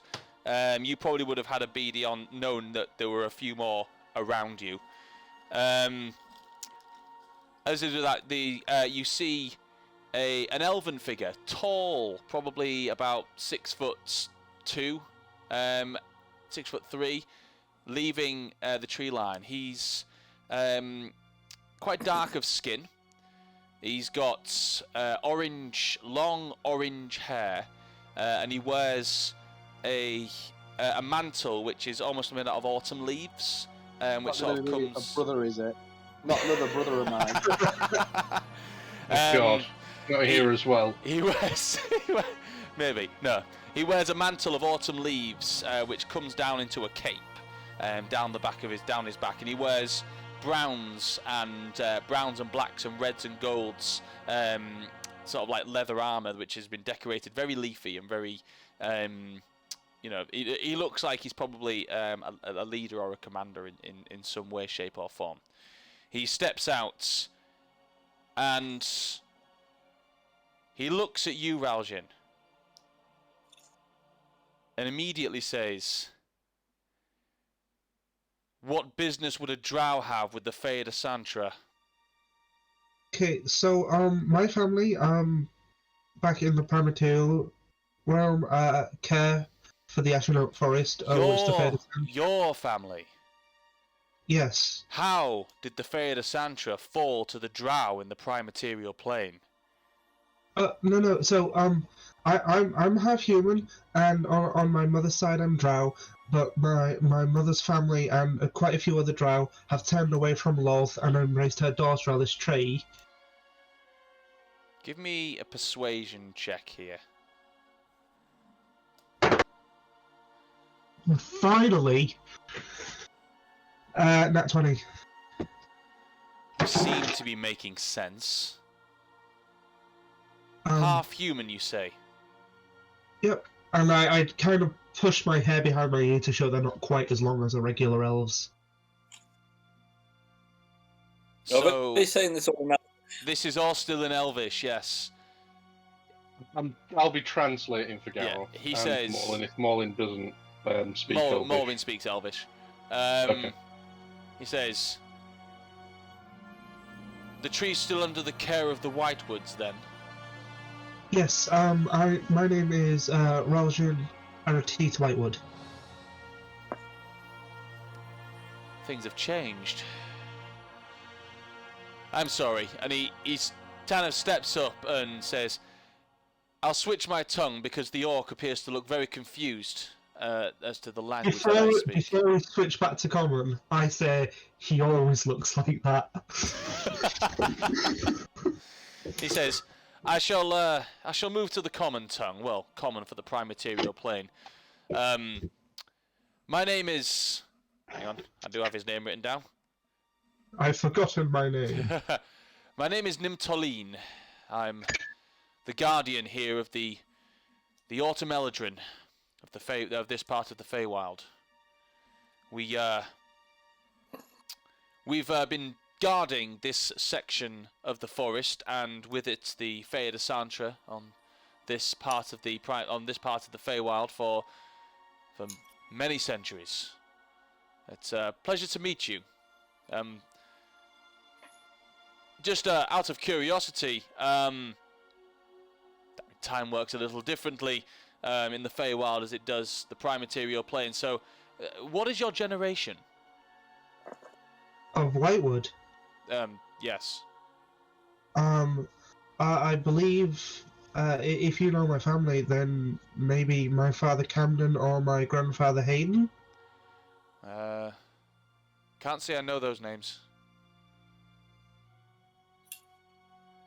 So, you must be, well, many generations before me. Before I met them. Maybe I met your great-grandfather? Who was he? I don't think I came up with a name for my great-grandfather. We'll call him... Stuart. No. Edmund? Is that a good name? Dave. Hang on, go on, give it, have you got a name? No, I haven't. No, he's not called Dave. I'm going to call him Arvel. That sounds like a cool name. Sure, called Danny. Sorry? No, it's not called Danny. No.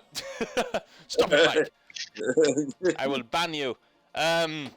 So, yes, the last Whitewood I met was Arvel. Arvel Whitewood. I believe he had a son named Hayden. That was my great grandfather.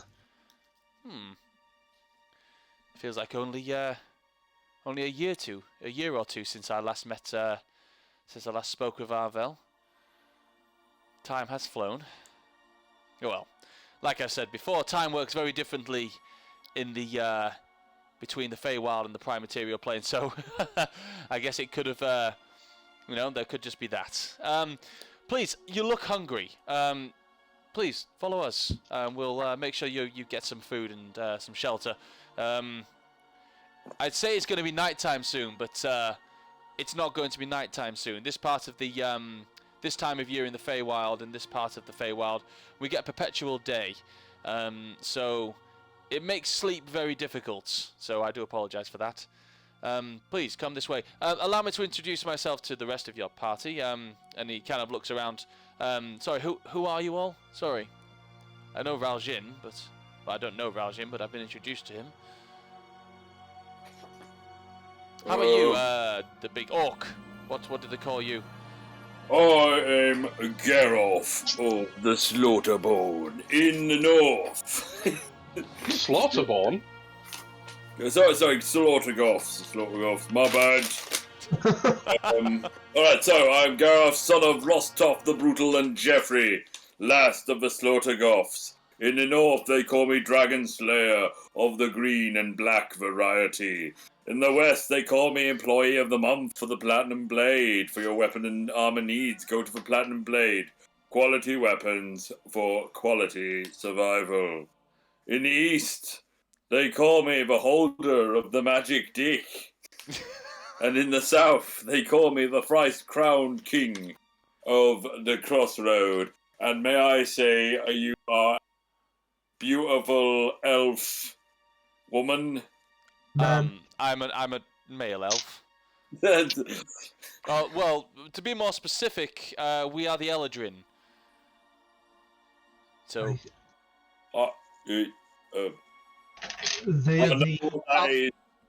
I'll whisper to Gareth, it's a type of elf. Right. Anyway, who else have we got? The halfling. What do they call you? How do you feel about goblins? I've never met a goblin, so I don't know. I'll take my hat off and bow in a courtly manner, and I'll just introduce myself. I'm Horvax Wisemon. If you were on the Prime Material plane at some point, you may have met my father, Yadir. Can't say I know the name, unfortunately. I do apologise, but Okay. nice to meet you, Korvax. And first time meeting a goblin.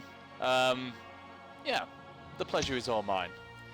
What about you? I have to say, you must be a paladin of Melora in that armor. Simon, are you on mute? There you go. Hello, I am Ayla. I am half elf, half human. These are my comrades in arms, and I am very new to my worship of Melora. I am new to the faith. However, look, I've got this book. He's got a library book about Melora with him. Well, we can certainly we maybe have some things to talk about. We take Melora's teachings very seriously here within Felnor. So yes, maybe we could have a conversation. Excellent. I look forward to it. Perhaps. I look forward to finding out more about how you worship Melora. And how about you? I'm assuming wizard, elf. I'm Jan Tilsfar, the illusionist. Oh. Nice to meet you. Pleasure. What part? If you don't mind me asking, high elf, wood elf, Eladrin. What would be your other half? Hello. Wow, he noped out of that one. Wow. It's like, I'm not answering. Oh, there he is. He's back. Oh, Discord crashed. Sorry, so high elf, wood elf, or Eladrin? Hello, still hear me? Yeah, I can hear you. Yeah. Good. Sorry, the Gooey's just completely gone on this now. Oh, right, okay. High elf. Well, very good. Hello. And what about you, the one in the papoose? I am a Malwyn. I am the cleric of the snake god. It is very nice. Oh, poor Ash. Very nice to meet you too. Anyway, now that we've all been properly acquainted, please follow me. We'll head to Felnor, and we can maybe have a proper conversation as to why you are here on this plane. He takes you. Everyone keeps leaving. He takes you sort of like down the pathway, and you are sort of like walk past several other Eladrin, all with similar features: dark of skin. They've got similar colour hair, either brown, red, or orange colour to their hair. Their eyes as well. From what you've noticed from Tom, I've forgotten his name now. Tom, what did you write it down, Rob? You normally do. Sorry? Did you write his name down? As you normally do. 'Cause I've lost Sorry, it. it's, you could. I did not. Tom O'Neill. I think that's his name. Oh no, sorry, There. I can't remember his name. Oh no, there it is. Sorry, Nimtaleen. Nimtaleen. You notice his eyes are they're very sort of like piercingly brown, like a dark, sort of like almost but very shiny brown that kind of comes across. It's a very similar feature in all of these. You can tell that these are there's a very autumnal sort of feel to them, and sort of like as you enter their village, there is the trees and everything that surround it. It's all there's a cool breeze that comes off this area. Also, almost like you've switched seasons. You've gone from a warm sort of climate, so not massively hot, but like a warmer climate, to almost a cool breeze that hits you as you enter the sort of like walk past the threshold and into this village of small wooden varnished huts with leafy, dark brown leafy designs on them. And as you walk down, there's piles of like stacked wood in the middle of the pathways, which look like they're getting ready with dry, dark brown leaves and twigs and things. They're looking like they're getting ready to be set on fire as darkness might come, but obviously not yet because they're not expecting it at this time of year. It's almost like they're preparing for it to come. He leads you down one sort of main street, which heads to a bigger, sort of a longer building. So there's like some smaller huts that come down, and there's sort of like a longer building. As you sort of like look down the left and right of this longer building, you see some other streets not streets, but like rows of huts and things that go down.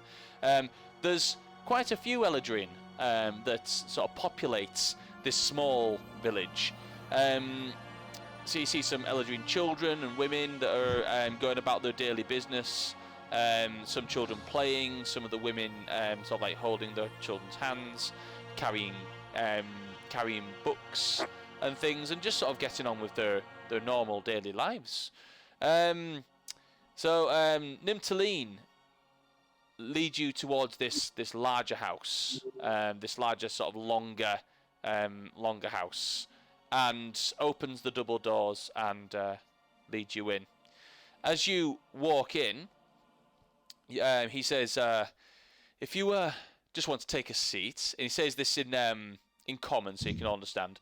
If you want to take a seat, just at the table over there, and he points to a long, well-varnished sort of wooden table made out, very natural-looking table as well. So it's got made out of like crossed over legs and a bar down the middle, which leads to another one with a shiny tabletop, like natural wood, but like very well varnished and treated, and chairs that have sort of a similar aesthetic. if you go and take a seat over there, we'll get you some food, and I'll go and speak with Pantan, and we can have a proper conversation as to why you're here. Give me a moment. And he leads off, and you guys are free to go and take a seat. Is there anything you'd like to do while you're in this area? You have a look around. It's not crazily decorated, but there are some plant pots in the corners of the rooms that are wooden plant pots. Well varnished again, there's kind of like that shiny varnish to everything.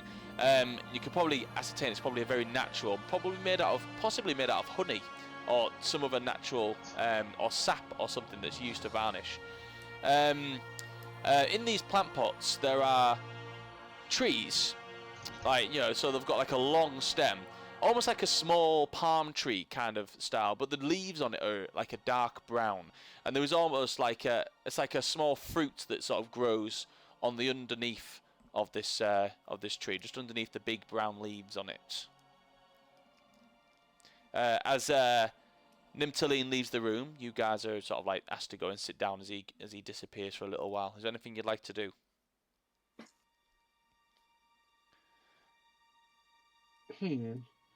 Check for traps or any listening devices where anyone could be spying on us, I suppose.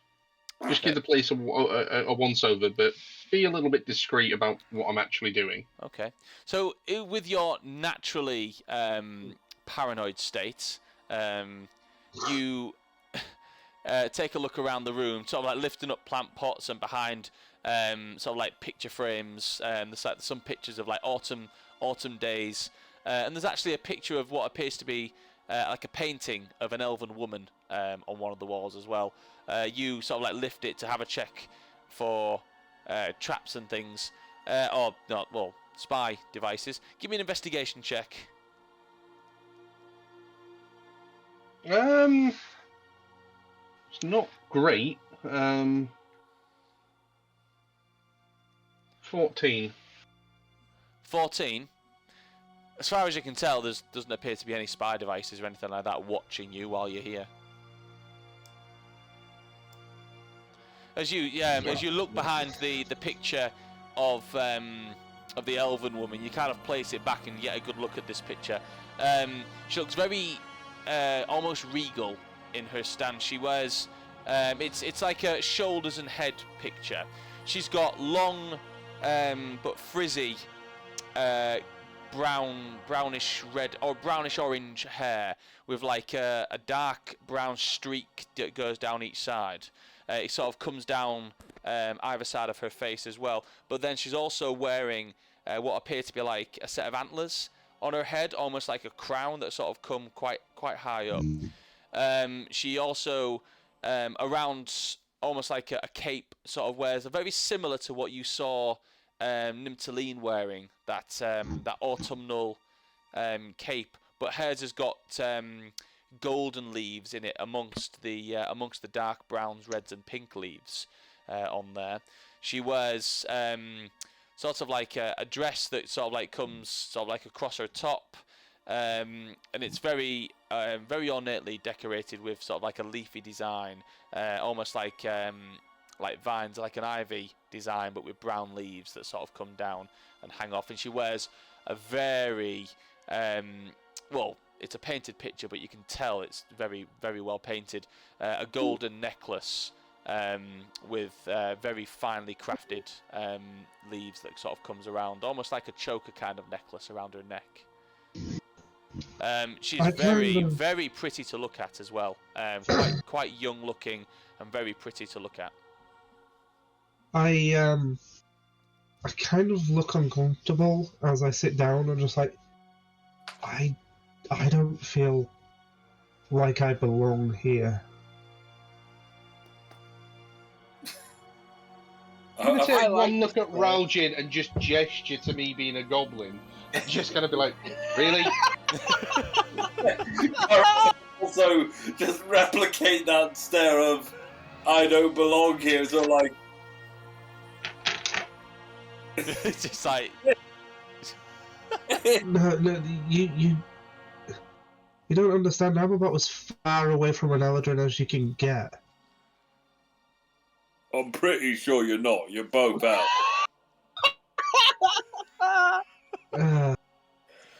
Just never mind, Gareth. Never mind. In terms of when you think about the Elven hierarchy, the Eladrin consider themselves to be the most pure-blooded, and they consider themselves to be the Alpha Elves, essentially. They can be very full of themselves, and they can look down even on high elves of the prime material plane. So it's so there is. It's understandable that Raljin might feel slightly uncomfortable where he is. The reality is that orcs look down on all of them because orcs are the best. Yeah, but having gotten to know Gareth, his opinion means very little. I think one thing about Gareth is Gareth doesn't care who looks down on him because he so totally looks down on everybody. So, Right. After about 10 or 15 minutes of waiting, you see another Eladrin male comes through. He's got shorter brown hair. He looks quite young. He's not wearing anywhere near the high fashion clothes that you saw Nimtaline and you see the female elf in the picture wearing. He comes through and he's carrying what appear to be 6 glasses, wooden cups in one hand, sort of like carrying them in one hand, just around, upside down, and a bottle or a jug, of water. He places it down, says, they'll be through shortly. Madam is just dealing with just a last few things, and they'll be with you. She said maybe about 10 to 20 minutes. She apologises, and if there is any further delay, I will be through to report and let you know. Okay? Thank you. And he I'm just going to go up to him and just point to him and go, "Woman." No. He just he ignores the comment. I'll gesture towards the drinks and just say thank you very much. I'm playing a game with callbacks. I'm going to guess the sex of every elf that walks in. So, so the water's just there for you, just as a courtesy. I'll pour the 6 glasses, or 7 glasses, and I'll take a sip first. It's very fresh water. It's very tasty. I'll give it a second. I've got probably a piss-poor constitution, so no saves or anything like that? No, nothing like that. It's very nice water. It's quite cool, actually. It tastes so fresh it feels like it's come fresh from a stream. I'll start handing the cups out.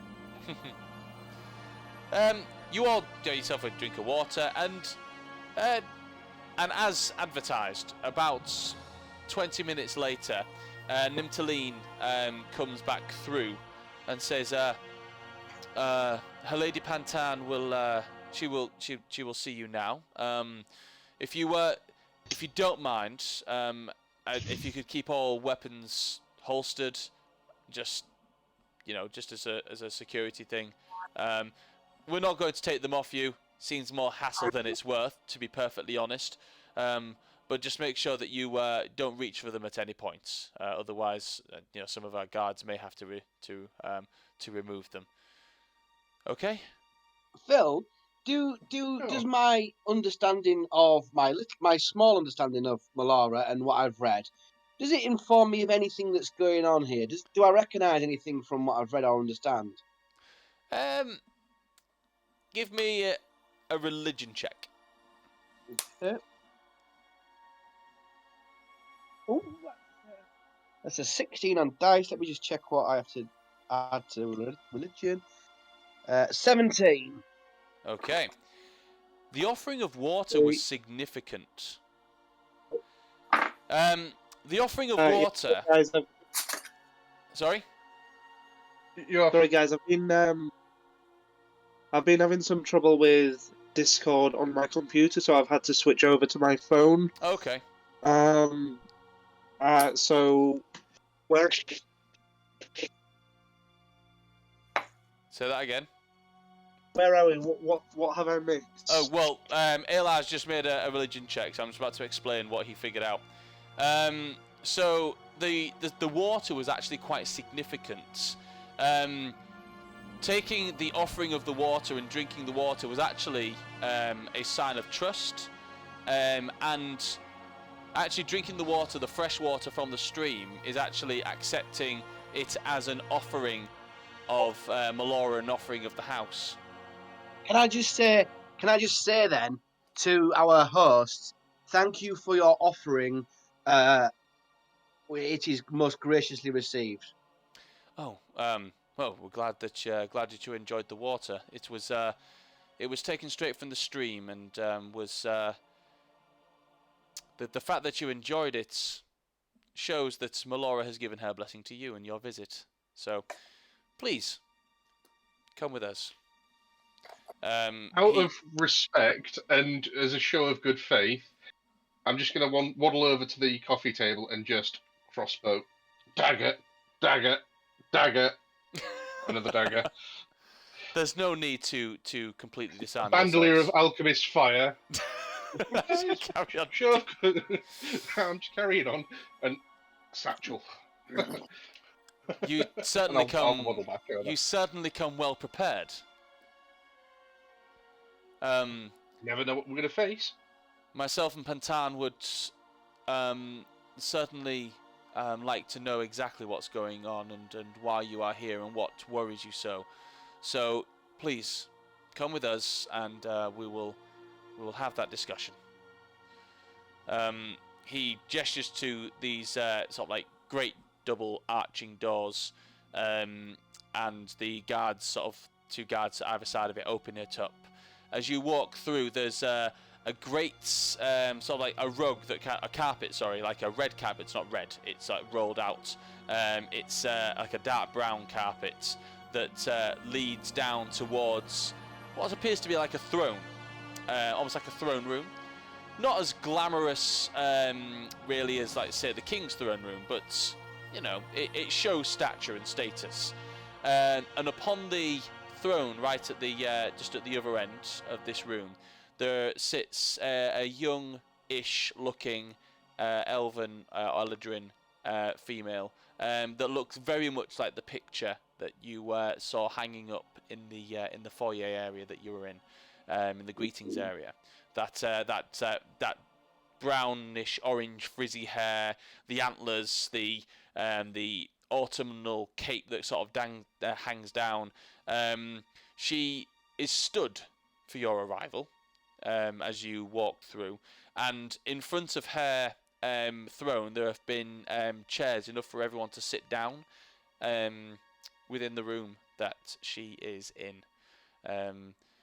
There's a chair next to her, sort of like down these, like a set of steps and to the side. Nimtaline walks over towards that one and sits down there. And he says, "Please, take a seat."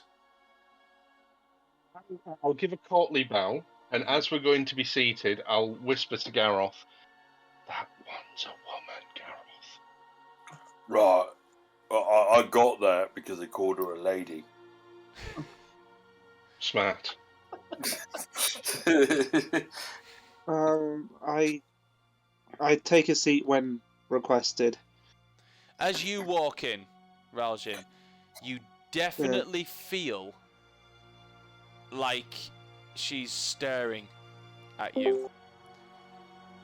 And Ayla and Jan, you also get the feeling that there is a disapproval in her, in the way that you kind of walk in. Oh, actually, all of you kind of get the disapproval, really.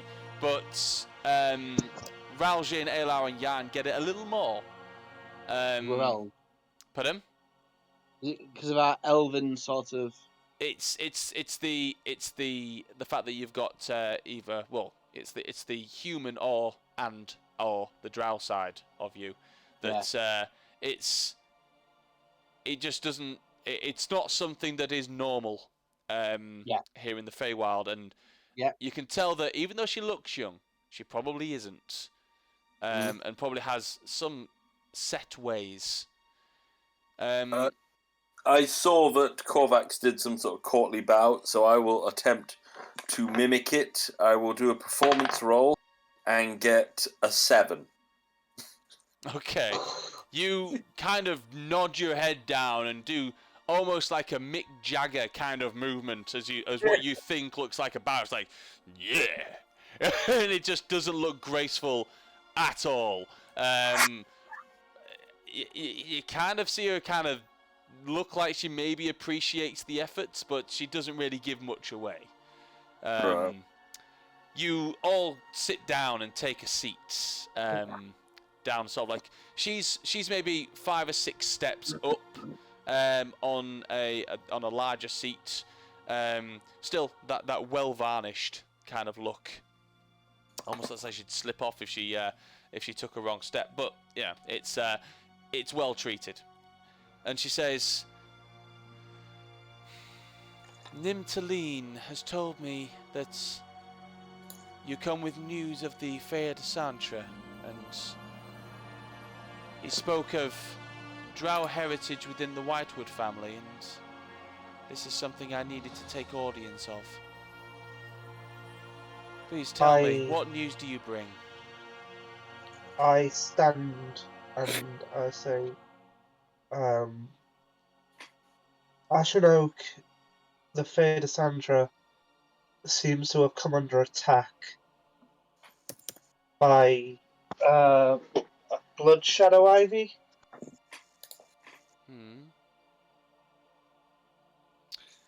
This is something that is it is native to the Feywild, yes. I can understand your reasoning for coming here. How long ago did this happen? On the Primaterial plane, it started yesterday. An imminent attack, then. Has anything happened? She turns to Nimtaline. She says, "Has anything happened to the Fea de Santra here in the Feywild?" Says, "Not that we know of, but we have sent scouts down there to have a look, just to make sure. And if we do find anything specific, we'll report back and see if we can find out the possible cause." She turns back to you guys and she says, "What theories do you have on this cause?" Giraffes. She gives you a puzzled look. Giraffes. Indeed. Forgive him, my lady. I in my studies, I read that blood needle shadow ivy is actually native also to the Shadowfell. It is indeed. That's where we believe it came from into our realm. Nothing can thrive within the Shadowfell, not properly. Something as dark and poisonous and deadly as the blood-needled shadow ivy had to have had its origins there. But it thrives here. This is where it feasts. My theory is because the tree, the Ashen, the first oak, she exists in our plane and this plane, that something is possibly trying to attack us from the Shadowfell using the ivy? Usually, if the ivy crosses over between realms, then someone is in control of it. That's how we believe it came here. Abominations from Shadowfell managed to cut through into our plane and plant this hideous thing here. Grows like a weed and it's hard to get rid of.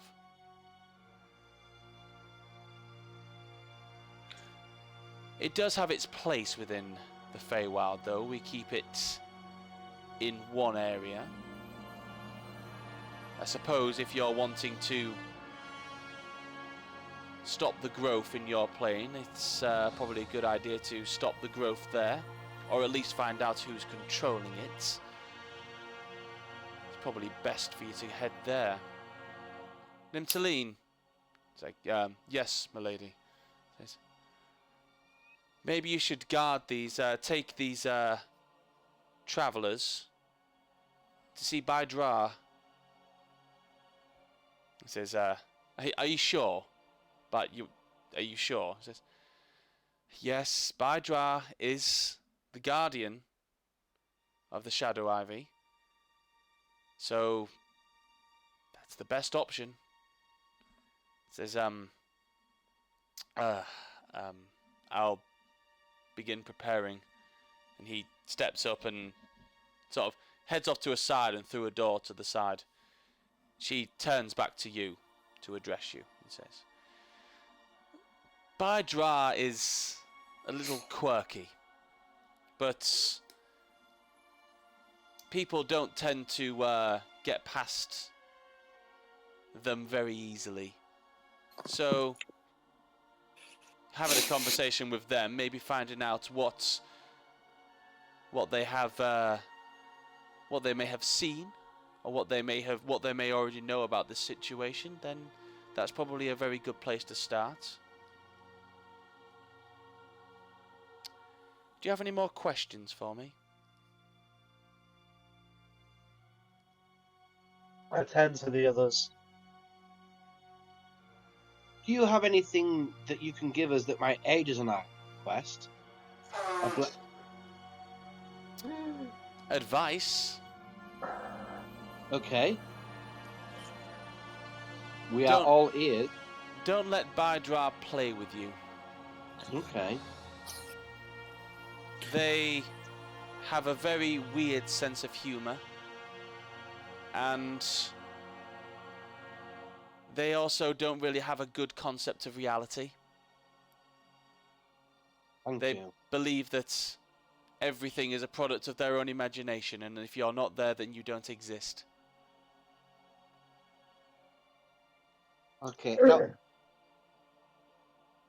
Now I'm going to just thank her for that information and do some sort of Melora sort of symbol or something. Something I've read about. Okay, yeah.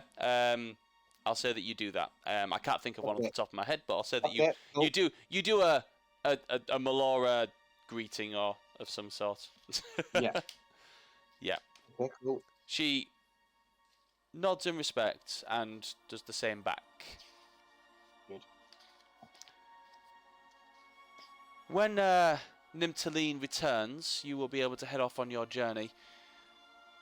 But if there is any way that I find out that this is some sort of ploy to infiltrate our village or to do harm to the Eladrin or anyone in the Feywild, then you will be hunted down and you will be killed. Do you all understand? Yes. I nod silently. Then by Melora's grace you may go. But I do wish you luck in your endeavour. And do come back once you've done the job. Make sure that we know that it is done. And so that we know that you also survived in your endeavour as well. Okay. Of course, if you don't survive in your endeavour, then I will have to send some people of my own, but you might as well give this a try first. Excellent. We've never failed, so don't see that being a problem. Of course. Right. With that, Nimtaleen actually sort of pops through. Is actually now wearing armour, similar in design to yours, Aylar, but it's brown, almost like a rusty kind of colour, and the leaves on it are a gold colour. That's like, so where your leaves are on your armour and on your sword, he has the same, but it's like a brown and gold. His sword, actually, the sword that he wields, a long sword, it almost looks rusty in itself. It's like a very bronzy colour, but it's also got a very nice shine to it. Phil, does any of this have anything to do with my mother? You don't know? Can I ask any of them if they knew my mother? You can certainly try. I'm not going to say, did you know my mum? I'm not going to say that. I'm going to say, in conversation with the person that wanted to talk to me further earlier on, I'm going to talk to them about. I'm going to mention my mother's name and say, "Did you know this person?" So, are you speaking to Nimtaleen? Yeah. Okay. So as you're leaving and you get all your stuff together and you're just about to leave, you sort of catch up Nimtaleen, who's sort of leading you out of the throne room, I guess you can call it. Mm-hmm. And he sort of approached and said, "Did you know? Do you remember your mum's name?" Someone's Syndel. Hang on, I have it. Obviously, I wouldn't say that. Someone's Syndel. Of course. Let's get your NPCs up. Google elf names. I do have it. I do have it. Somebody Synodal. I took my mother's name, you see. You did. Eladel. Oh, why is it not there? I do have it written down somewhere. I do have it. Accalia NPCs. Eladel Woods. Elmira. That's a nice name. Yeah. So Elmira Syndel. Yeah. So you approach Nimtaleen and you say, "Did you know Elmira Syndel?" He says, "Of course. She was. Well, we didn't call her a queen. Well, we called her a queen, but she preferred just leader of the city of Verto, and hails from the Eladel Woods. It was very sad to hear of her passing recently. It was a dreadful disease out on the material plane, as I recall. Was that a few decades ago?" That disease, we cured that disease, and that person was my mother. Oh. I'm sorry for your loss. I'm sorry, she was your mother? Yeah, I am Aylar Synodal, her son. I wasn't aware that she had another son other than Herion. I keep getting this everywhere I go, and I keep finding out I've got brothers everywhere. Yeah, I think that's what happens in my family. We have secret children. Well, we like to have secret children in this family. Information that gets passed along the grapevine is that Herion is currently the leader, or now proclaimed Prince King of Verto. That's the information that I know of. Yeah, well, you see, I don't think I was accepted by either humans or elves. I was kind of like ostracized from sort of both families. I think I was one of those embarrassments, if you imagine. Not someone who you want to sort of shout about. I mean, of course, your half-blood does make you inferior to the other elves. And the humans might also say that from their perspective as well, which kind of puts me in a bit of a awkward position, which is why I fit in with my colleagues here so well. We're all a bit of outcasts, really. I guess the fact that Herion's father is an archfey, that does give him more claim to the throne and to his mother's love, I guess. Well, absolutely, I'm not here to upset any of that. Just thought it might be worth mentioning that I am actually related to. Perhaps while you're here, you should maybe avoid the Archfey. Avoid the arch. Yes, okay, will do. Guys, I'm gonna have to shoot now. Okay, no problem. 10 more minutes and I'll probably be finishing anyway. But yeah, nice to have you this week, Andy, and we'll see you next. No, not next week because it's not on next week. But it should be on the week after. Okay, brilliant. And we might have a change of day, so I'll keep you posted in the Discord thing. So Yeah, I'll let you know. All right, see you later. See ya. Guys. Bye. By the way, while we're walking along, this entire time I've got my hood up. Okay. I'll have gone back and got my gear if they hadn't brought it to me. Yeah, you'll be allowed to get that. So, I'll just double check, make sure everything's there. Is there anybody here who might be friendly towards a long lost son of a loved comrade, or is it best just not sharing this information with anyone else? It depends. Okay. Are you older or younger than your brother?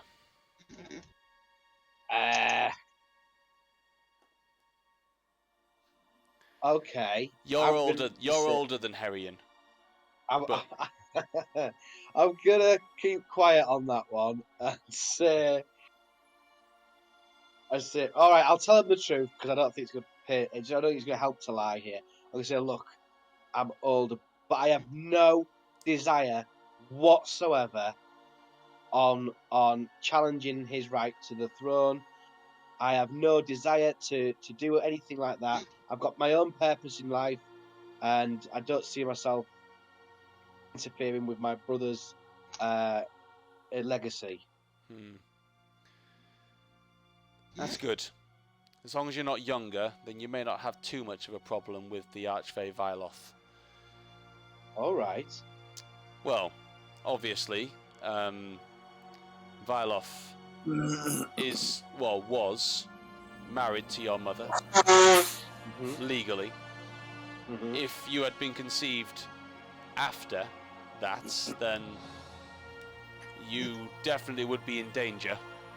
So that's a good thing at least.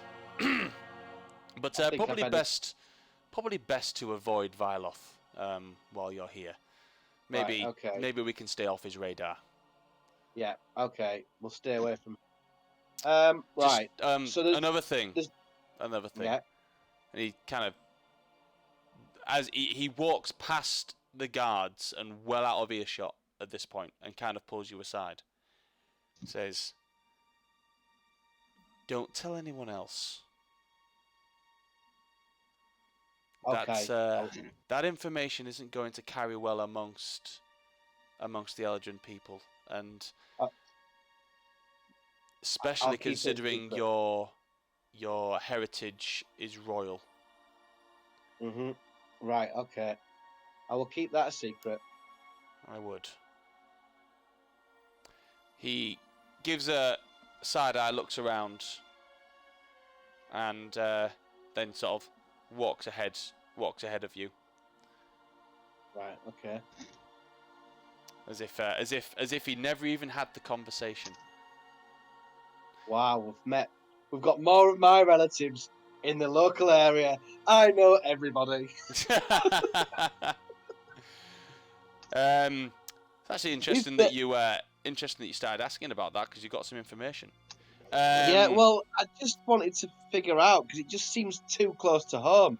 You know, I knew my mother's background was similar to this, so they must know him.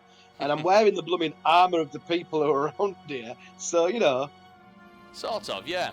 So you've sort of learned about Vyloth, the Archfey, who is Herrion's father, who was betrothed to your mother after you were born. Yeah. Doesn't mean that Vylov wouldn't dislike you, because he still, you know, he would still lay claim that your mother should have been his and his only. Yeah, so we'll stay away from him. Yeah. Well, we'll see what happens there. Do I have any... Do I have a good look? Do I resemble my mother, or do I resemble my father? I think we answered this one before, and I can't remember. Yeah, you've got a more of your human side features. You look more human than you do elf in your features. But you do. I think we always said you had your mother's eyes. Yeah. Right. Okay. I'll just be careful of who I look at and where I go then. Okay. So we'll not fast forward so much, but we'll get you to where you need to be before this session ends. So you head on through, and Nimtaline will lead you out of the village, and he's now leading you through the like some pathways that have been. So he says, it's going to be a few hours travel before we get to Badnar's. Badra's lair. So, you know, we might as well just, you know, is there anything you wanted to talk to me about while we're on the way, or just wanted to make this quick? None of you? Are you a follower of Melora? I revere Melora, yes, as my deity. Okay. I am new to my following of Melora. Surely she's been within your hearts this whole time, and are you just now realizing that? I like to see it as an awakening. I see. Melora does guide us and teaches us to look after and protect nature with a fierce passion. Exactly. We abhor abominations of nature, and we remove them from this world. You have been taking your teaching seriously. Yes. That is why maybe your mission, possibly guided by her hand. Yes. I sometimes feel a slight breeze running through my hair that helps guide me in the right directions. Then she does speak to you. How do I speak to her more? How do I hear more? Just listen to nature. Listen to the things that happen around you. Obviously, within the natural world. Yes. Her pull and her reach is weaker within the great cities that have seemed to have sprung up on the prime material plane. Well, I was cast aside. Many years ago, and I lived out in the sort of forests, and then I was sent to the city. But I feel more at home adventuring as a free spirit amongst nature. Then it always sounds like you're using Melora as your guide. Yeah. May I ask, the armor, who gifted you this? The armor, I believe, came to me, and I believe it's the first sign of me giving myself over to Melora, or my awakening, was the armor, and then finding out that someone very dear to me in my life was also a devotee to Melora. I see. Well, it seems like you've chosen your path, and just keep following it. Yes. He turns to look at Raljin, and you've got your hood up. And he says, there's no need for that. You don't need to hide yourself among us. I'm sorry about the way that I looked at you when you first arrived, but you have to forgive that all my people have ever known is the violence of the drow. So. And that is why I wear the hood up. I don't wish to disturb the peace with my presence, and not everyone here will be understanding as I'm to my going to stop presence you here. there. I'm going to stop you there. You're not disturbing the peace with your presence. It would be us that would be disturbing the peace with our prejudice. Put the hood down and be proud of who you are.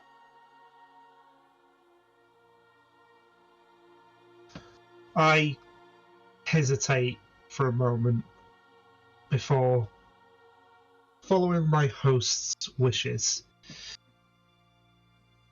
Much but better. I am clearly uncomfortable with this.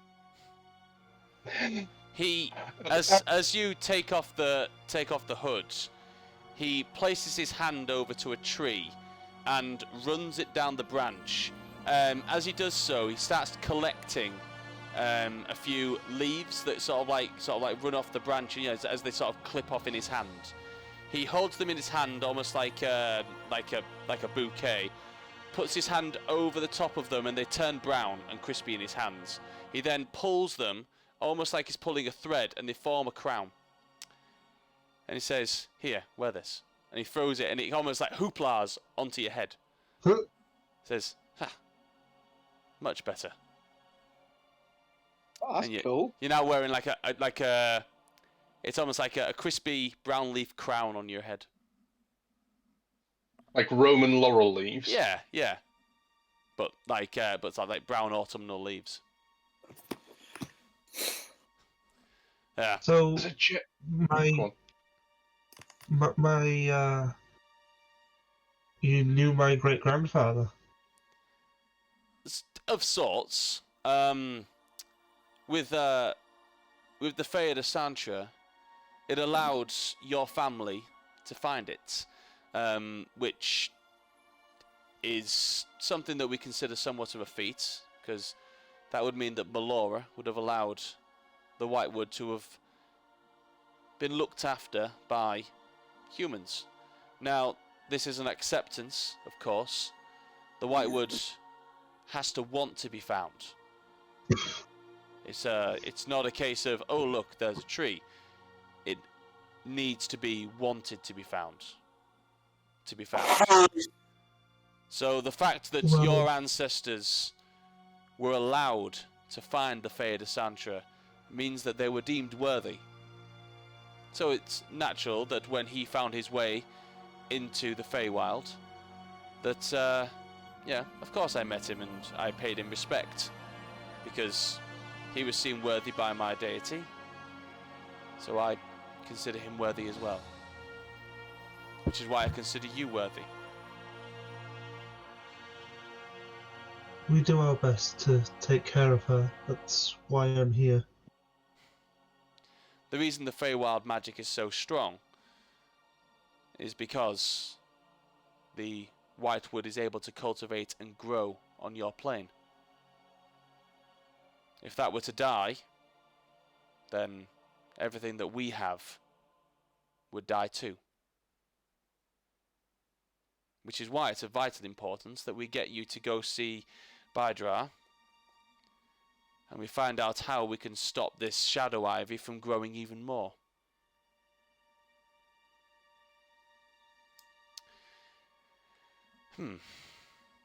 Let's go then, shall we? And he continues walking. As a general rule of thumb, though, if you do see a goblin, you're probably better off to shoot them. My lot are normally a bit light-fingered and don't really respect the whole nature thing. So, just future reference. We do have creatures like you here in the Feywild. Small, they're more grey of skin, a little more like your friend, Morin, who was just in the papoose, just like reading a book. Sharp of fang and quite needy when it comes to wanting your attention, but then when they get your attention, they take advantage of that and they'll rob you blind. I want to be careful of those things. I forget the name of them, but I have them in the monster manual somewhere. Red caps, that's what they're called. So best to avoid those things. Good to know. It's probably the closest thing we have to goblins, but then it's also the closest thing we have to gnomes. So, And I've never met a bad gnome. More than just like, yeah, we're not bad. And he nods, goes back to his book. Yeah, we're not the bad. We're not the bad. Is he carrying a bag with him by any chance, like a satchel or anything like that, or is he just in his armor? No, he's got a satchel. Okay, so I've picked up a couple of books on my travels, and I noticed that there was some kids with books and stuff. So I'm just going to ask, do you have a library around here by any chance? I mean, not here. We're well out of the. But we do have a small library within the village. Yes. I'll just take out 2 books, and it's the 2 novels that I was reading that I bought, and I'll just hand them over and just say a donation to the library. Oh. Something possibly more current than what you currently have. He takes the books. He's like, well, "Thank you."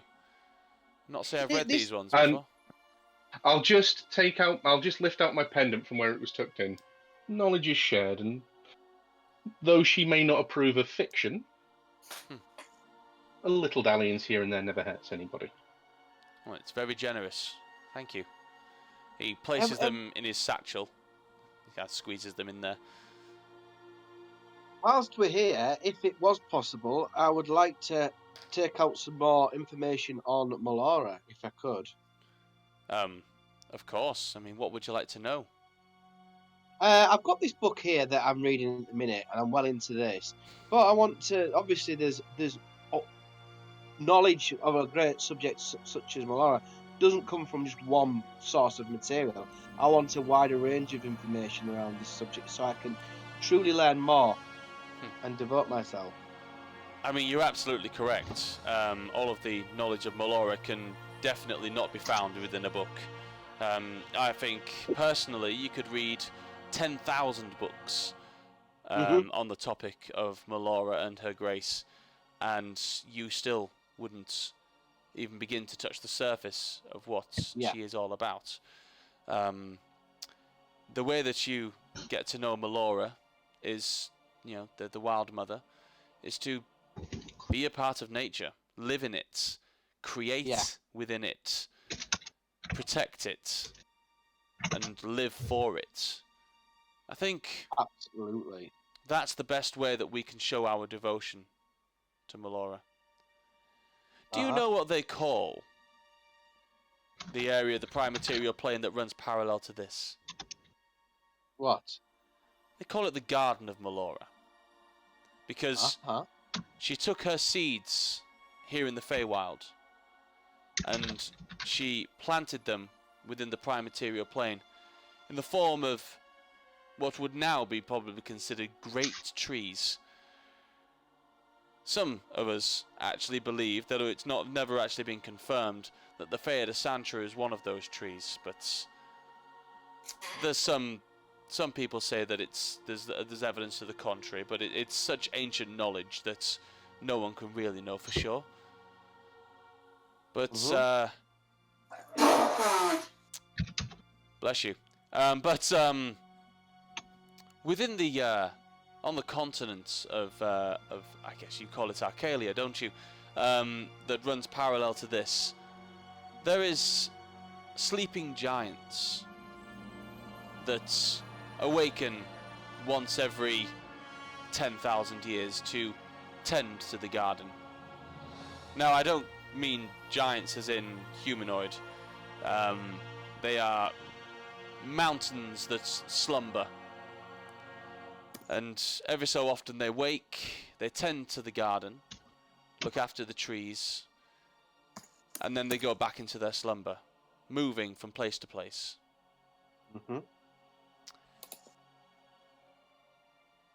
Yeah, the tenders of the garden. They are one of Melora's greatest creations. Sounds truly fascinating. You've probably seen them.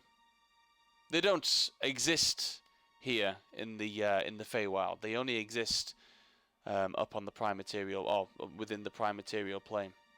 One of the things that major landmarks that you'll probably notice that aren't here. You know what? I mean, you've probably been there. The the Knockabacka Mountains? We have an expert on the Knockabacka Mountains in Mulrin. Well, about Angaro. several of the Knockabacka Mountain peaks are actually sleeping tenders of the gardens. There are others as well that have been moving slowly throughout the continent, but you'll find that every 10,000 years or so, obviously you won't realise this, but your mountains do move. It's one of those interesting facts that not many people know. What, the mountains move? Yes. Right. One second. I'm going to timestamp this for Andy. Where is it? I'll have to do it from the end back. I think that's pertinent information to him, but it'd be metagaming for me as callbacks to note that. That's a good point. Yeah, Andy's still not here. I'm giving information for his quest, and he's not even here. Well, we can tell him. Actually, Phil, if you wave at the screen at this point, I will tell him to wind back 2 minutes prior to this. There you go. There we go. Okay. Anyway, he then turns and he continues on walking. I think that's actually what I'm going to do. Is I'm going to end the session there, and when we start the next session, we'll start in our destination. So I'm going to end the session there. A nice calm ending there, getting to your location, and and then moving on from there. So yeah, we'll end tonight's session there. For anyone that might be watching, thank you for watching. If you didn't see the whole session, then please rewind back. It was fantastic trying to get them to figure out the puzzle where all they had to do was go from the prey and up the food chain to the predator. It was amazing. But thank you very much for watching, guys, and thank you guys for playing. And I'm going to end the stream there. And time for us to call it crits. I love saying that. See you later, guys.